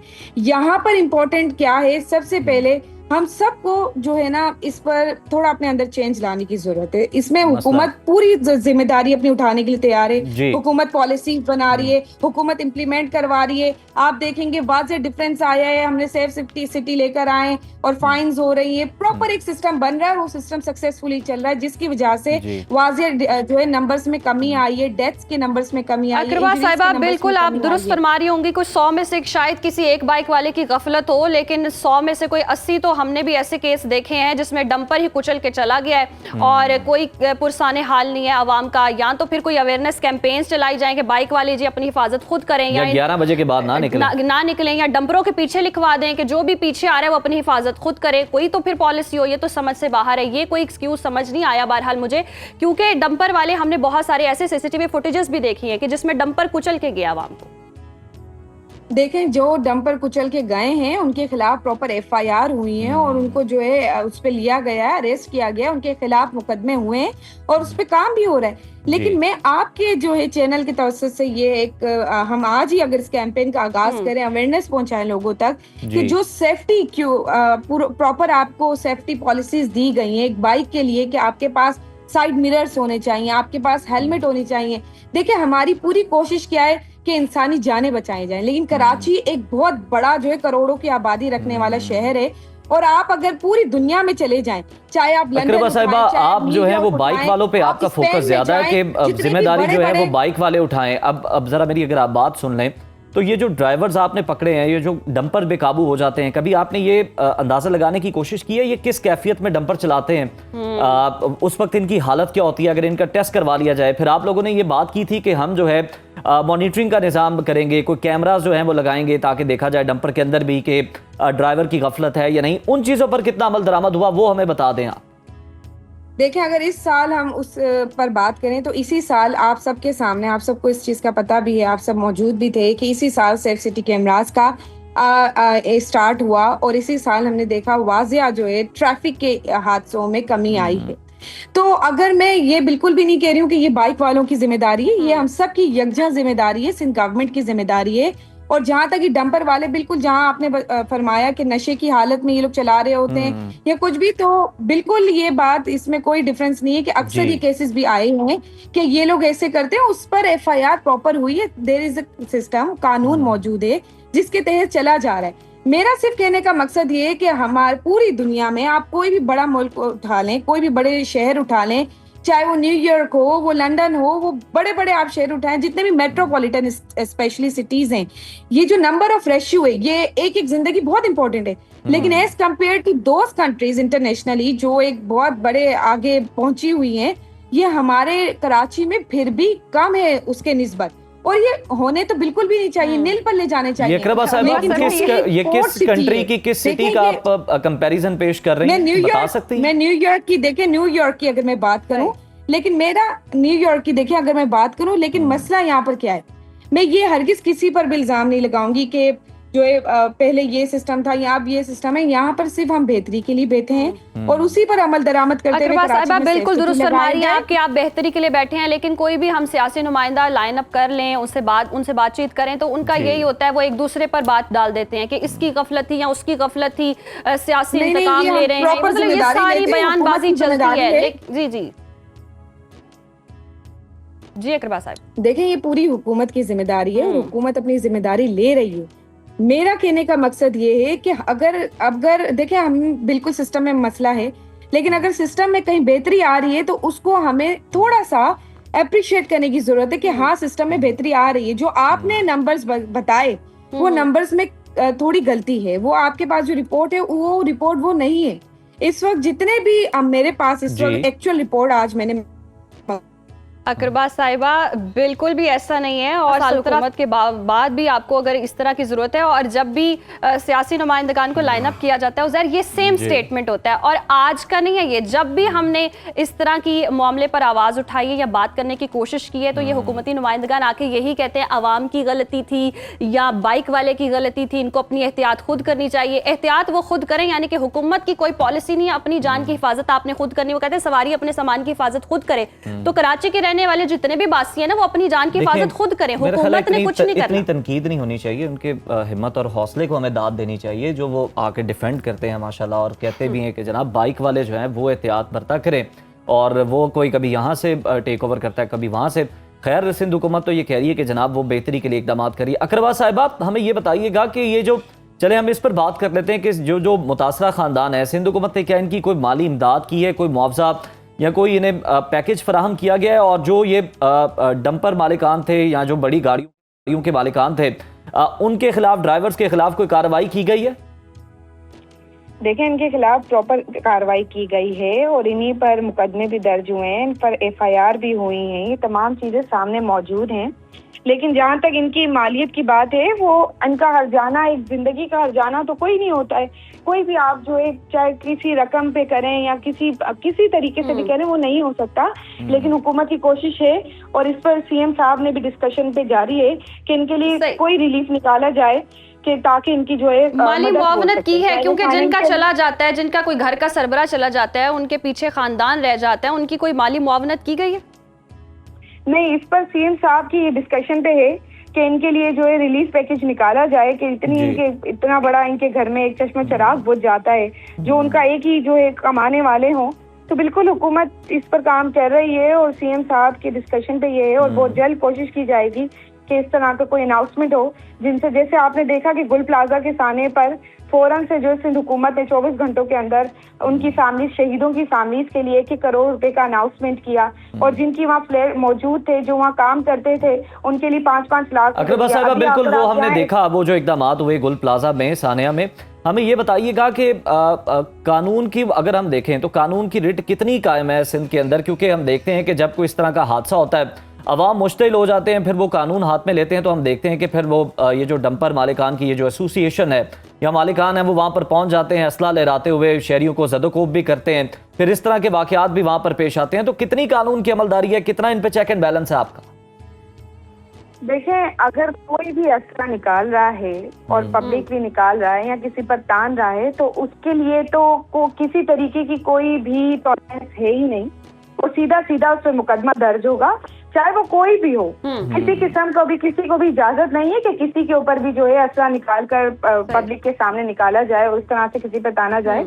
लेकिन अगर यहाँ पर जहाँ तक कानून की रेट है, फिर मैं आपसे ये गुजारिश करूंगी कि देखिए, कानून हम दोनों तरफ से जो है हमें अपने ऊपर भी नाफिज करना होगा और अवाम को भी बिल्कुल अकरबा जरूरत है साहिबा, कि कानून वो नाफिज करना होगा, आवाम को भी कानून को फॉलो करना होगा और हुकूमत को भी कानूनी तौर पर कोई ना कोई इस पर खास इकदाम करने की ज़रूरत है। लेकिन चलें, आपने बाइक्स वालों की बात की, समझ आती है, 32 बच्चे इन हादसात की भेंट चढ़े हैं, तो क्या हुकूमत तालीमी इदारों के करीब कोई हैवी ट्रैफिक के दाखिले पर मुकम्मल पाबंदी का इरादा रखती है? देखिए, मुकम्मल पाबंदी हैवी ट्रैफिक पर नहीं लगाई जा सकती। वजह वो ये है कि देखिए, फिर मैं वही बात बताऊंगी कि कराची में पोर्ट जो है सिर्फ एक सूबे से नहीं आ रहा। सिंध अगर कह दे कि ठीक है हम जो है मुकम्मल जो है पाबंदी लगाते हैं, तो दूसरे सूबे हैं, सूबे पंजाब से पोर्ट के लिए ट्रॉलर्स आते हैं, डंपर्स आते हैं, फिर दूसरे जो है सूबों से आ रहे हैं, आप उन पर नहीं पाबंदी लगा सकते। एक सूबाई हुकूमत इतना बड़ा स्टैंड आउट नहीं कर सकती अपने ऊपर ही। अकरबा साहिबा, लेकिन क्या लॉन्ग टर्म प्लानिंग आपकी चल रही है? हमें ये बता दें। चले वाटर टैंकर्स की हम बात कर लेते हैं, वो तो दिन दिहाड़े भी चूंकि ज़रूरत होती है, उन्हें जाना होता है, तो हमें ये बताएं कि क्या कोई पाइपलाइनें बिछाई जा रही हैं ताकि कम से कम ये जो वाटर टैंकर्स का दबाव है ये तो कम हो सके शहर कायद से? देखिए, लॉन्ग टर्म की जहाँ तक प्लानिंग है, वो लास्ट ईयर की जो प्लानिंग थी, अगर उस पर इम्प्लीमेंट हुआ है तो ही आज जो है नंबर्स ऑफ डेथ में कमी आई है, नंबर ऑफ इंजरीज में कमी आई है। ये अवेयरनेस के, आपने बिल्कुल सही कहा कि अवेयरनेस सिंध हुकूमत भी कोशिश करती है, एडवर्टाइजमेंट के थ्रू, पेजेस के थ्रू, जहाँ पर भी सीएम साहब ये बात कहते हैं वो भी यही कहते हैं कि जितनी आवाम को भी थोड़ा सा, देखिए इनमें ज्यादा नहीं, हम कहते हैं 5% अगर हेलमेट पहन ले तो हुकूमत को इससे कुछ नहीं मिलने वाला, अगर मिलेगा तो उसके शहरी की जान बचेगी। जहाँ तक डंपर्स का है, डंपर्स पे पहले भी क्रैकडाउन हुआ था, सख्ती से कहा गया था कि 11 बजे के बाद निकलेंगे, उसके बावजूद अगर कोई रोड पर निकला उस पर एफआईआर भी हुई और उनके डंपर्स को जो है वो उनका लाइसेंस भी कैंसिल किया गया, उनकी कंपनीज का भी कैंसिल किया गया और उन पर मुकदमे भी हुए। तो ये मुकदमे भी हुए और कार्रवाइयां भी हुई और अब हम देख भी रहे हैं जिस तरह से आप बता रही हैं कि जी अमवात कमी भी वाकई हुई है। बहुत शुक्रिया अकरबा साहिबा आपके वक्त का, लेकिन हम वही देख रहे हैं कि कोई नुमाया कमी नहीं हुई है और ये जो डिजिट्स बताए जा रहे हैं 75 दिनों में 75 अमवात, ये बिल्कुल करेक्ट हैं। ऐसा हो भी रहा है और आए रोज इस तरह के कराची में वाकयात होते हैं और आए रोज हम रिपोर्ट कर रहे होते हैं, आए रोज हम बात भी कर रहे होते हैं और आए रोज इस तरह से सियासी नुमाइंदगान आते हैं और वो कोई ना कोई स्टेटमेंट देकर चले जाते हैं, लेकिन कोई एक्शन नहीं हो रहा, कोई लॉन्ग टर्म वाकई पॉलिसी नहीं बन रही है। और आज नहीं है, आज से ये मामलात नहीं चल रहे, बहुत अरसे से हम रिपोर्ट करें और खुदा का वास्ता ये कोई हुकूमत सिंध कोई होश के नाखून ले, अवाम के लिए कुछ ना कुछ करे, कोई उनको सहूलत दे, कोई डंपर माफिया को काइंडली लगाम डाले। टैक्स दे रही है, आप उन्हें चले सहूलियात ना दें लेकिन उनकी जिंदगी की जमानत तो यकीनी बनाएं, आप उनकी जिंदगी की हिफाजत तो करें। ये डंपर माफिया हो गया या फिर आप ये जो बड़े गाड़ियां हैं, ट्रेलर्स हैं, उसके अलावा चोर जो हैं, डकैत जो हैं, वो दंदनाते फिरते हैं, वो जरा सी बात पर वो जनाब लोगों को गोली मार दी जाती है, मैनहोल खुले हैं, तो लातादाद मसाइल हैं। इन मसाइल पर तवज्जो देने की जरूरत है, फिर आप अपना दिफा करें तो वो मुनासिब भी लगता है। वक्त हुआ है ब्रेक का, देखते रहिए सदाए रमज़ान। नाज़रीन, सर का दर्द एक ऐसी तकलीफ है जिसे हम अक्सर चाय की प्याली या एक गोली से टाल देते हैं, लेकिन क्या आप जानते हैं कि यही बज़ाहिर मामूली दर्द किसी संगीन आसाबी खराबी या माइग्रेन की इब्तदाई अलामात हो सकती हैं, खास तौर पर बच्चों में जहां वो अपनी तकलीफ बयान नहीं कर पाते और हम उसे जिद या फिर पढ़ाई से जी चुराना समझ लेते हैं। तो आजकल के डिजिटल दौर और बदलते हुए तर्ज जिंदगी ने इस मसले को हर घर की कहानी बना दिया है। जिसका बर वक्त तदारुक ना किया जाए तो ये आपकी ज़िंदगी को बुरी तरह मुतासर करता है। ऐसा ही है। और सबसे अहम सवाल ये है कि हमें कब समझना चाहिए कि अब ये आम दर्द नहीं रहा बल्कि डॉक्टर से रुजू करने की ज़रूरत है, और पेन मैनेजमेंट के जदीद तरीके क्या हैं और बच्चों को इस तकलीफ से कैसे महफूज रखा जाए। इन तमाम पेचीदा सवालात के साइंसी और तिब्बी जवाबात जानने के लिए आज हमारे साथ स्टूडियो में मौजूद हैं मुल्क के मारूफ पेन मैनेजमेंट स्पेशलिस्ट और मुमताज़ रेडियोलॉजिस्ट शहजाद करीम भट्टी साहब। डॉक्टर साहब, बहुत शुक्रिया आपके वक्त का। हम सबसे पहले तो ये जानना चाहेंगे कि हर आदमी जो है, हर इंसान जो है वो सर दर्द का शिकार है, लेकिन हम ये रियलाइज़ नहीं कर पाते ये दर्द कौन सा है, कब ज़रूरत है कि डॉक्टर से रुजू किया जाए। दर्द को पहले तो समझना बहुत इम्पॉर्टेंट है। देखिए, दर्द आपकी बात इस सेंस में बहुत बिल्कुल दुरुस्त है। शायद ही कोई ऐसा बंदा हो दुनिया में जिसको कभी दर्द ना हो। और ख़ास तौर पे सर दर्द का शिकार तो हम सारे ही हो सकते हैं। ख़ास तौर पे आजकल रमज़ान के दिनों में तो हमारे पास अक्सर पेशेंट्स आते हैं जिनको इस वक्त ज़ोहर और असर की नमाज के बाद दर्द शुरू हो जाती है, और इसको हम आफ्टरनून हेडेक कहते हैं। ये बाकायदा साइंटिफिक प्रूवन टेक्निक है कि ये आफ्टरनून हेडेक के नाम से हम इसको ट्रीट भी करते हैं। अच्छा। अब मसलन क्यों होगी, जिस बंदे ने रोज़ा रखा है उसका इस वक्त ब्लड प्रेशर लो हो जाता है, इस वक्त उसको डिहाइड्रेशन शुरू हो जाती है, पानी की कमी आ जाती है, शुगर लेवल लो हो जाता है। जिन लोगों को सिगरेट की या चाय की आदत है उनके कैफीन निकोटीन लेवल्स लो हो जाते हैं, तो ये दर्दें हो जाती हैं। विच आर नेचुरल, ये हो सकती हैं, कोई नामुमकिन कोई ऐसी अनोखी चीज़ नहीं है। लिहाजा इस दर्द को बजाय इसके परेशान होने के सिर्फ रोज़ा खुलने का इंतज़ार करना चाहिए, ये ठीक हो जाएंगी। ठीक। अच्छा, दूसरी चीज़ आपने भाई बात की बच्चों की। बच्चों आजकल इत्तेफाक से हम देखते हैं कि बच्चे हमारे पास बहुत सारे हेडेक्स के साथ आते हैं, माइग्रेन्स के साथ आते हैं, स्ट्रेस हेडेक्स के साथ आते हैं।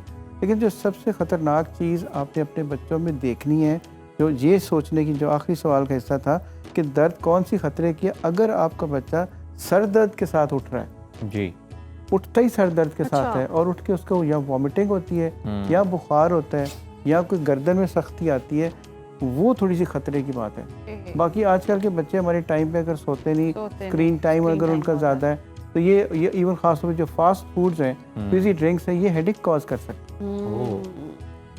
अच्छा, अगर हम देखें डॉक्टर साहब तो तिब्बी लिहाज से एक आम दर्द जो है उसमें कितना फ़र्क है, माइग्रेन में कितना फ़र्क है, और अगर इनको ट्रीट करने का तरीका देख लिया जाए, कुछ लोग पेन किलर जो है मुसलसल ले रहे होते हैं, कुछ चाय से भी फ़र्क पड़ जाता है, तो किस तरह से हम इसकी मैनेजमेंट बेहतर कर सकते हैं?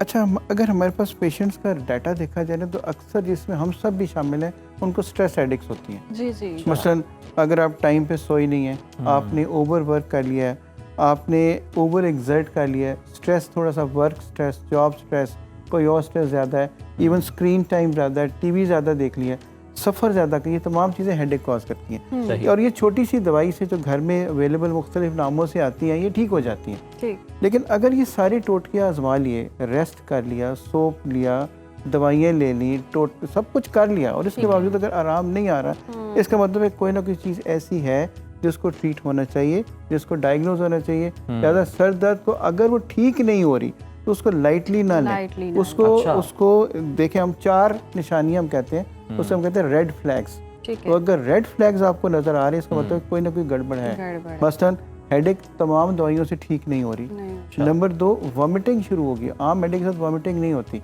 नंबर 3, नेक स्टिफनेस होती है, गर्दन सख्त होना शुरू हो जाती है। और नंबर 4, खास में अगर बुखार होना शुरू हो जाए, चक्कर आने शुरू हो जाए, ये नॉर्मल सूरत हाल नहीं है। उसके लिए आपको किसी डॉक्टर के पास जाना चाहिए। अपनी डॉक्टरी और ख़ास तौर पे जो गूगल डॉक्टरी है उसको फ़ौरन बंद कर देना चाहिए और जाके ये देखना चाहिए कि अब वजह क्या हो। वरना डॉक्टर साहब हर कोई एआई से पूछ रहा होता है, बताएं मेरे सर में दर्द है, मुझे क्या करना चाहिए। और वाकई कुछ लोग ये भी हिसाब लगा लेते हैं, इतने सर में दर्द है तो ये मसला है, यहाँ के सर की दर्द है तो ये मसला है। कोई ऐसी निशानदेही होती है माइग्रेन के लिए ख़ास तौर पर कि जी आधे सर में दर्द है तो माइग्रेन है? ये आपकी बात बड़ी ज़बरदस्त है। पहले मैं आपको यही की बात करूँ, मेरे पास ऐसे पेशेंट्स भी आते हैं जो अपने पेरेंट्स के कहने पे नहीं आते। उन्होंने एआई से बात की और उन्होंने कहा कि तुम्हें जाके डॉक्टर को दिखाना चाहिए, तो उनकी बात मान के वो कहते हैं कि उन्होंने कहा था तो मैं इसलिए आया। एआई कितना स्मार्ट है, उसे पता है कि ये मेरे सर में दर्द लगा सकता है अपना दर्द मेरी तरफ शिफ्ट कर सकता है, इसके बाद डॉक्टर की तरफ डॉक्टर के पास जाओ, जाके दिखा के आओ। ठीक। अच्छा, दूसरी बात बड़ी वैलिड है कि हम यही समझते हैं कि जो माइग्रेन है वो सिर्फ एक साइड पे होती है। नहीं, ये ज़रूरी नहीं है। माइग्रेन दोनों साइड पे भी हो सकती है, दोनों अक्सर कनपट्टियों पे होती है। फिर यहाँ से हमारे पास ऐसे पेशेंट्स भी आते हैं जिनकी सिर्फ एक पॉइंट, एक खास, जैसे सर के ऊपर एक खास दायरा है, उसके ऊपर पेन होती है, सही। गर्दन के पिछले से पेन होती है, ये नेक स्टिफनेस शुरू हुई है, पट्टों का खिंचाव होना शुरू हो जाता है। सो माइग्रेन की बहुत सारी किस्में शुरू हो जाती हैं, लेकिन उनकी चंद निशानियाँ हैं। एक तो ये 4 गुना फीमेल्स में ज़्यादा है, बदकिस्मती से हमारी जो ख़वातीन है 4 टाइम्स मोर इसका शिकार है। नंबर 2, माइग्रेन के पेशेंट को पता चल जाता है कि मुझे दर्द होने वाली है। फिर चंद ट्रिगर्स होते हैं, मसलन अगर शोर ज़्यादा हो, स्ट्रेस हो, नींद पूरी ना हो, बाद लोगों को स्ट्रॉन्ग स्मेल से, तो मुख्तलिफ पेशेंट्स को अपने ट्रिगर्स से ज़्यादा लिया है, बहुत ज़्यादा फिर तो डॉक्टर साहब यानी कि शिकायत नहीं करनी चाहिए जो कपड़ा बांध के घरों में बैठी रहती है, उनके फिर सर में दर्द ये स्ट्रेस हेडेक है, ये शिकायत करनी चाहिए। लेकिन स्ट्रेस हेडेक होती है जब आप, और बाकी आपको ये बात ठीक है, अगर कपड़ा बांध दिया जोर से तो चंद हेडेक्स ऐसी हैं जिनमें अगर आप बांधें तो उससे फ़र्क पड़ जाता है, सर दबाएं उससे फ़र्क पड़ जाता है। लेकिन ये सारी चीज़ें हुआ है जो ट्रीटेबल है और ये डायग्नोजेबल है, हम इनको डायग्नोज कर सकते हैं। अच्छा डॉक्टर शहजाद साहब, अगर देखें तो ये जो आपने कहा कि कान पट्टी पे दर्द होती है दोनों तरफ, ये कोई आसाबी कमजोरी की भी निशानी होती है? कोई सर का दर्द ऐसा भी होता है जो आसाबी कमजोरी की निशानी कर रहा हो? बिल्कुल हो सकता है। स्ट्रेस, इसी को स्ट्रेस हेडेक कहेंगे ना। हम सबको जॉब स्ट्रेस से होते हैं, वो हेडेक शुरू हो जाती है। हमारे पास अक्सर लोग आते हैं, वो ये पूछते हैं कि जनाब हम काम कर रहे हैं, जैसे आप लोग इस वक्त एक ड्यूटी पे बैठे हैं और लाइव बैठे हैं, तो उसके बाद तो सोचने के बाद अगर अब हेडेक शुरू हो जाए तो अब क्या करें? जिनको माइग्रेन अब शुरू हो जाए तो क्या करें? ये सामने बैठ के, ऑफिस में बैठ के, काम के दौरान डॉक्टर साहिबान या बाकी लोग क्या करें? हमारी जो खास तौर पे माइग्रेन्स की हम जितना सोचते हैं लोग उससे ज़्यादा इसका शिकार हैं। किसी को पता चलता है, किसी को नहीं पता चलता, कोई छुप के गोलियां खाता रहता है लेकिन उसको ट्रीट नहीं करते। अब देखिए, जो इस वक्त किसी को हेडेक होती है तो हमको 2-3 टिप्स मैं देता हूँ ताकि आप लोगों को जिनको अगर ऐसी हेडेक होती है वो क्या करें। देखिए, सबसे पहली बात तो ये कि कोशिश करें कि वो किसी ऐसी जगह पे चले जाएं जहाँ पे रोशनी कम हो, जहाँ पे शोर कम हो। एक ठंडे पानी का ग्लास लें, उसको एक एक सिप करके पीना शुरू कर दें, और ख़ास तौर के ऊपर ये जो कनपटियन के अगर आप इनको रेवोल्यूशनरी मसाज करेंगे, इसके साथ आपकी जो स्ट्रेस है वो भी कम हो जाएगी। क्लॉकवाइज, एंटी क्लॉकवाइज, उससे आपके जो हेडेक्स भी बेहतर होना शुरू हो जाएंगे और वो जो शिद्दत है वो कम होना शुरू हो जाएगी और थोड़ी ही देर में आप बेहतर महसूस करेंगे। लेकिन फिर वही बात, ज़्यादा शोर और ज़्यादा रोशनी, ज़्यादा स्मेल और थोड़ा सा ठंडा पानी, ये 3-4 चीज़ें ले लें, आपकी दर्द की जो शिद्दत है वो कम हो जाएगी। आपको इतना टाइम मिल जाएगा अपना काम पूरा करें और उसके बाद किसी को जाके दिखाएं। अच्छा डॉक्टर साहब, ऐसे भी होता है ख़वातीन की अगर मैं बात करूँ, खास तौर पर अगर रात में सर दर्द शुरू हो गया, नींद नहीं आ रही है, तो मैग्नीशियम की सप्लीमेंट्स लेना शुरू कर दिए, ये ठीक होते हैं, सेफ होते हैं? असल में आजकल मैग्नीशियम जो है ना वो इन है। कुछ अर्सा पहले ग्लूटाथियोन इन था, उससे पहले कुछ और चीज़ें इन थी। आजकल जो मैग्नीशियम के मुख्तलिफ सॉल्ट्स हैं, कुछ ग्लिसरीनेट के नाम से लेता है, कुछ और नाम से लेता है, वो इन है। लिहाजा हर चीज़ उस वक्त लेनी चाहिए जब उसकी ज़रूरत है। अब देखिए, जो बंदा घर में, जिसको अल्लाह ने तमाम नेमतें दी हुई हैं, उसके घर में फल भी आ रहा है, उसके घर में दूध भी आ रहा है, उसके घर में चीज़ें भी सारी मौजूद हैं, बाज़ औक़ात मल्टीविटामिन की ज़रूरत होती है, लेकिन किसी भी चीज़ की एक्सेस जो है वो उल्टा नुकसान देती है। लिहाजा ये भी चीज़ें ज़रूर लें, लेकिन किसी डॉक्टर से पूछने का आपको ज़रूरत भी है कि नहीं। जैसे अगर आपने खाना खाना है तो अगर आप अल्लाह ने दिया, उसका ये मतलब नहीं कि दिन में 8 दफ़ा खाना शुरू कर दें। अगर 8 दफ़ा खाना खाएंगे तो उसका उल्टा नुकसान होगा। इस तरह ये मल्टी विटामिन और सप्लीमेंट्स लेने चाहिए, लेकिन किसी से पूछ के एडवाइस करके जो सप्लीमेंट आपको ज़रूरत है, हो सकता है आपको वो ना चाहिए हो, तो it has to be decided कि किसको क्या चाहिए, उसका फ़ायदा ज़्यादा है। अच्छा डॉक्टर साहब, कुछ फ्रेगरेंसेस भी होती हैं जिनका इस्तेमाल किया जाए तो कहते हैं जी सर में दर्द भी कम हो जाती है और नींद भी बड़ी सुकून से आती है? देखें, अगर कोई फ्रेगरेंसेस सर में दर्द कर सकती हैं तो कोई ऐसी भी होंगी जो सर में दर्द ठीक भी कर सकती होंगी, और कई चीज़ें लोगों को सूट करती हैं, इसमें बड़ी सूदिंग इफेक्ट होती है। जैसे आप किसी बाग में जाते हैं, आपको एक स्मेल खूबसूरत सी फूलों की आती है, it gives you soothing effect. तो इस फ्रेगरेंसेस ऐसी ज़रूर हो सकती हैं जो आपको रिलैक्स भी करें और आपको हेल्प भी करें आपकी सर दर्द ठीक करने में। अच्छा डॉक्टर साहब, पेन मैनेजमेंट के लिए आप कौन से तरीके सजेस्ट करेंगे ऑडियंस को जो हर उम्र और आसाब के लिए महफूज हो? देखिए, हमारे पास सबसे ज़्यादा जो पेशेंट्स आते हैं वो माइग्रेन के साथ आते हैं। हम जो पेन मैनेजमेंट इस वक्त हम लेटेस्ट जो तरीक़ेकार है वो उसको हम कहते हैं ओजोन थेरेपी हम करते हैं। एक छोटी सी इंसुलिन की नीडल लेते हैं और उसके साथ हम स्किन में वो ओजोन लगाते हैं, स्किन के अंदर। अच्छा, ऑक्सीजन है वो क्या करती है, वो ऑक्सीजन सप्लाई जब आपके स्किन के अंदर बढ़ेगी, ब्लड की सर्कुलेशन बढ़ेगी, मसल्स रिलैक्स होना शुरू हो जाएंगे, तो पेन बेहतर होना शुरू हो जाएगी। अच्छा। हमने कोई स्टीरॉयड नहीं दिया, हमने कोई एंटीबायोटिक नहीं दी, हमने कोई प्रोसीजर नहीं किया, हमने एक छोटी सी टिप होती है जिसको हम समझते हैं, उसको स्किन के ऊपर लगाते हैं और यही ओजोन इस्तेमाल करते हैं एस्थेटिक्स में ख़ास तौर के ऊपर, जिसमें स्किन के रिंकल्स हैं, स्किन की टोन्स हैं, वो तमाम चीज़ें ये फ़ायदेमंद होती है, ख़ासतौर पर जब जो हेडेक्स के अंदर। और लेकिन सबसे पहली बात है कि इसको डायग्नोज करना ज़रूरी है। अगर किसी को हेडेक ठीक नहीं हो रही तो फिर हम उसका MRI भी कर सकते हैं, तो उसका CT भी कर सकते हैं। लिहाजा सबसे पहले ज़रूरत बात है कि हेडेक की नौयत का पता किया जाए।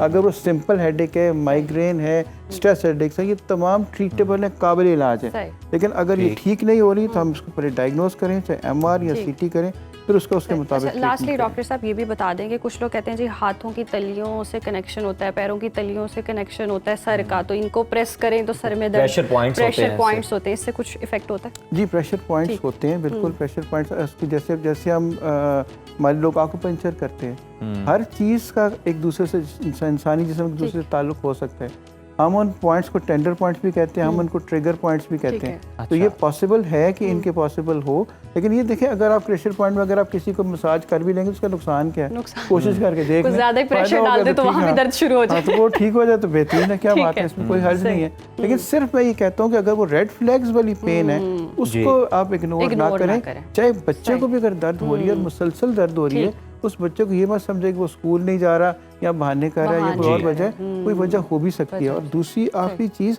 मेरे पास ऐसे बच्चे भी आते हैं जिनके पेरेंट्स को माइग्रेन थी, उन 6 साल 8 साल के बच्चों को भी माइग्रेन है, और एग्जैक्टली उसी जगह पे दर्द होती है जिस पे पेरेंट्स को होती है, इनहेरिटेड है। सो इनहेरिटेड, सो माइग्रेन इनहेरिटेड भी हो सकती है। सही, बहुत शुक्रिया डॉक्टर साहब आपके वक्त का, और जो डॉक्टर साहब ने बताए हैं उनको इग्नोर नहीं करना, और बाकी एक दूसरे को भी सर दर्द नहीं लगानी। ये वाली जो छोटी मोटी सर दर्द वाले बताए हैं, वो सर दर्द इग्नोर नहीं करना, वो आपने डॉक्टर से रुजू करना है और फिर देखना है कि उनके मशवरे पे चलना है। AI से भी नहीं पूछना, गूगल से भी नहीं पूछना। अगर वो मामूली है तो ये भी नहीं कि बहुत हैवी पेन किलर खा लें, आप कोशिश करके देख लें जो तरीके डॉक्टर साहब ने बताए हैं, और अगर उससे भी आपको फर्क नहीं होता फिर आप डॉक्टर से कंसल्ट करें तो वो ज्यादा बेहतर है। अभी वक्त हुआ है ब्रेक का, देखते रहिए सदाए रमज़ान। वेलकम बैक नाज़रीन, और अब वो सेगमेंट आ चुका है जिसका आप सबको बेसब्री से इंतजार होता है। गिफ्ट हैम्पर्स हमारे पास मौजूद हैं। सेगमेंट की बजाय तहाइफ का बहाना कह लें तो वो बेहतर है। यस, आखिरी आयाम है और वाकई जितने भी तहाइफ रह गए हम सोच रहे हैं बस बांट दें, आसान सवाल हम करें ताकि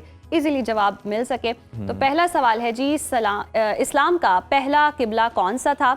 मस्जिद नबवी, मस्जिद अक्सा, मस्जिद हराम और मस्जिद कुबा।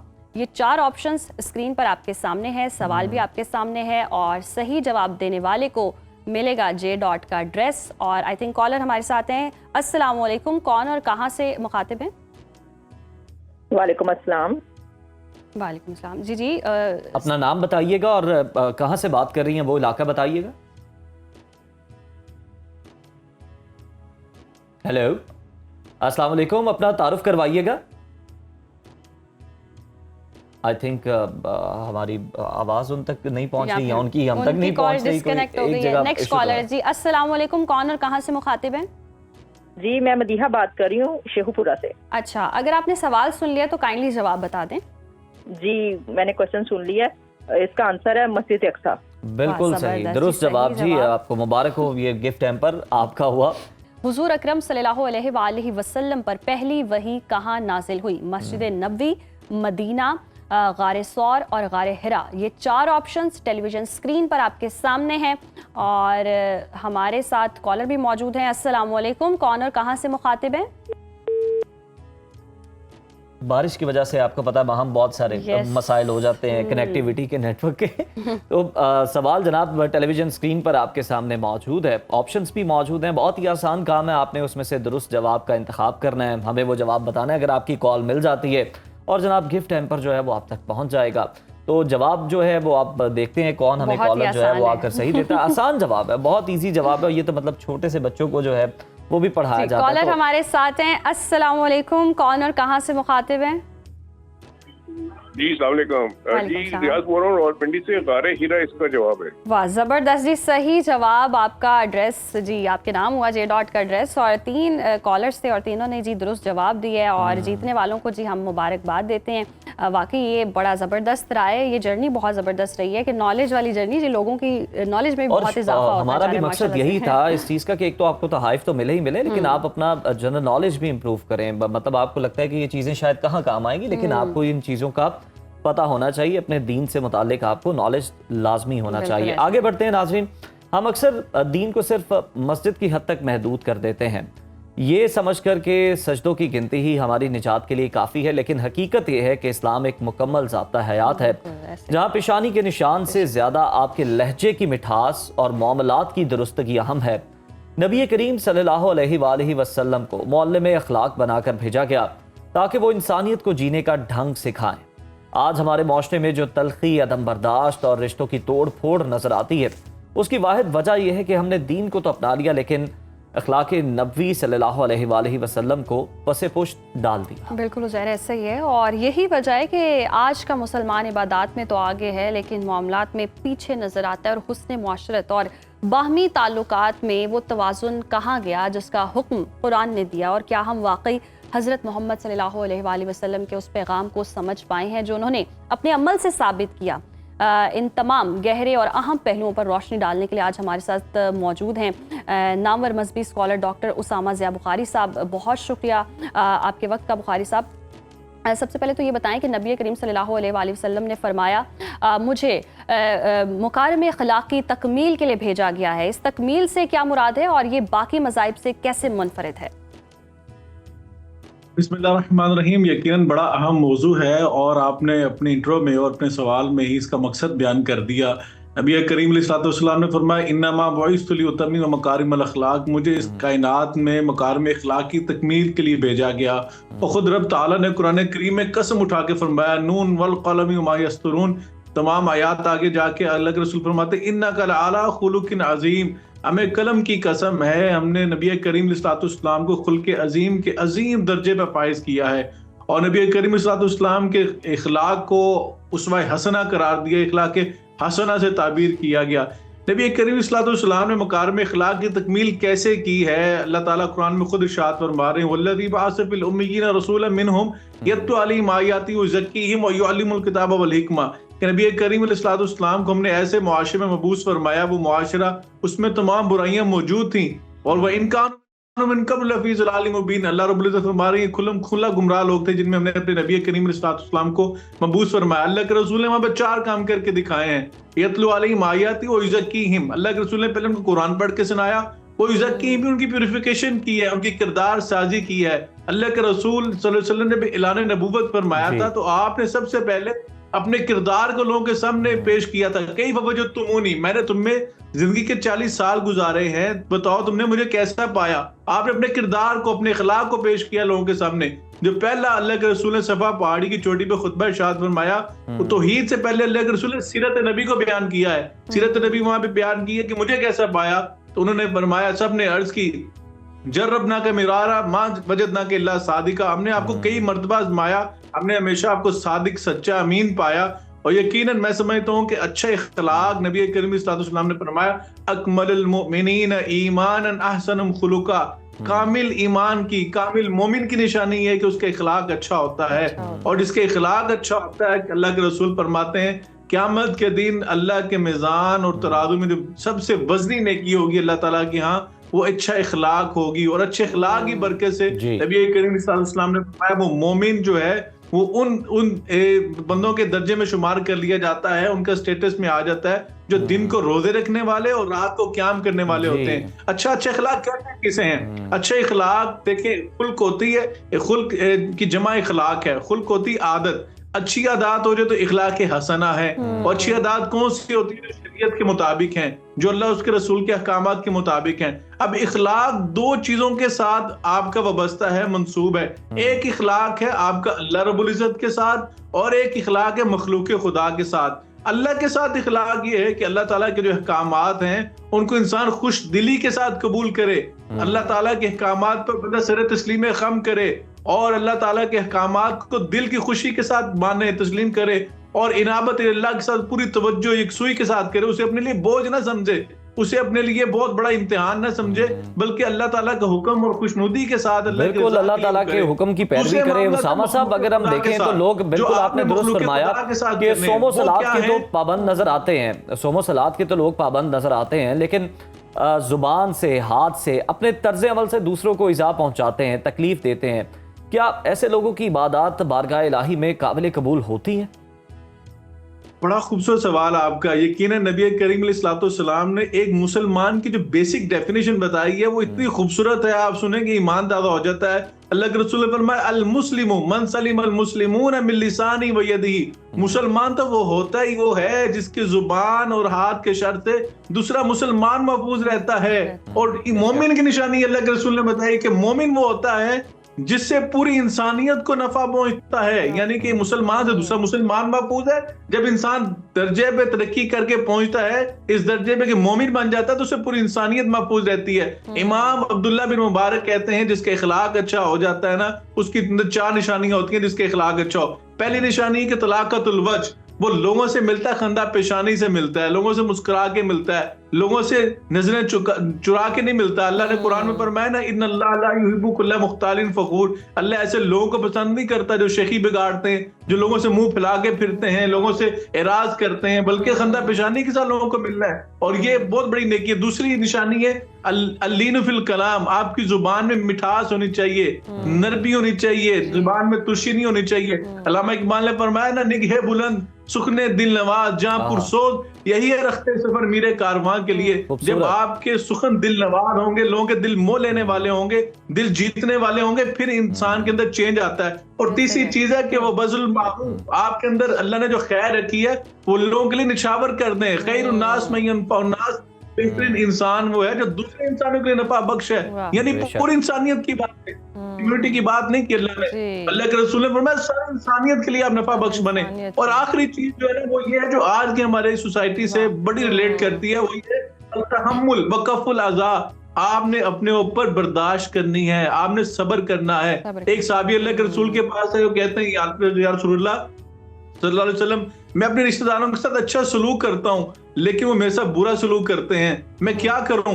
आका अलैहिस्सलाम ने फरमाया अगर तुम अच्छे सलूक के बदले में अच्छा सलूक करोगे तो ये तो नेकी का बदला नेकी से तुम दे रहे हो, लेकिन अगर तुम उसके बुरे सलूक के मुकाबले में अच्छा सलूक करोगे इसी सिला रहमी कहते हैं। और जो सिला रहमी बहुत ही खूबसूरत उसामा साहब, और बिल्कुल नेकी के बदले नेकी करना तो किसी के अखलाक के बदले अखलाक के साथ पेश आना तो नेकी है, लेकिन अगर कोई बुरा रवैया रख रहा है उसके साथ भी आप अच्छे तरीके से पेश आए तो ये सिला रहमी बहुत ही खूबसूरत बात है। ये जो 3 बातें बताई हैं ना, ये वाकई हमें अपना एहतसाब करने की ज़रूरत है। इस रमज़ानुल मुबारक में हम इबादतें तो कर लेते हैं, खुद से ये सवाल करने की बहुत ज़्यादा ज़रूरत है कि हम अपने इखलाक में दूसरों के साथ किस तरह से पेश आ रहे हैं, क्या हम बेहतर हैं, ताकि हमारी इबादतें उस तरह से बहुत ज़्यादा अच्छे तरीके से कबूल हो सकें। अभी नाजरीन प्रोग्राम का वक्त ख़त्म हो चुका है, हमें दीजिए इजाज़त, कल फिर मुलाकात होगी। अल्लाह हाफ़िज़। अल्लाह।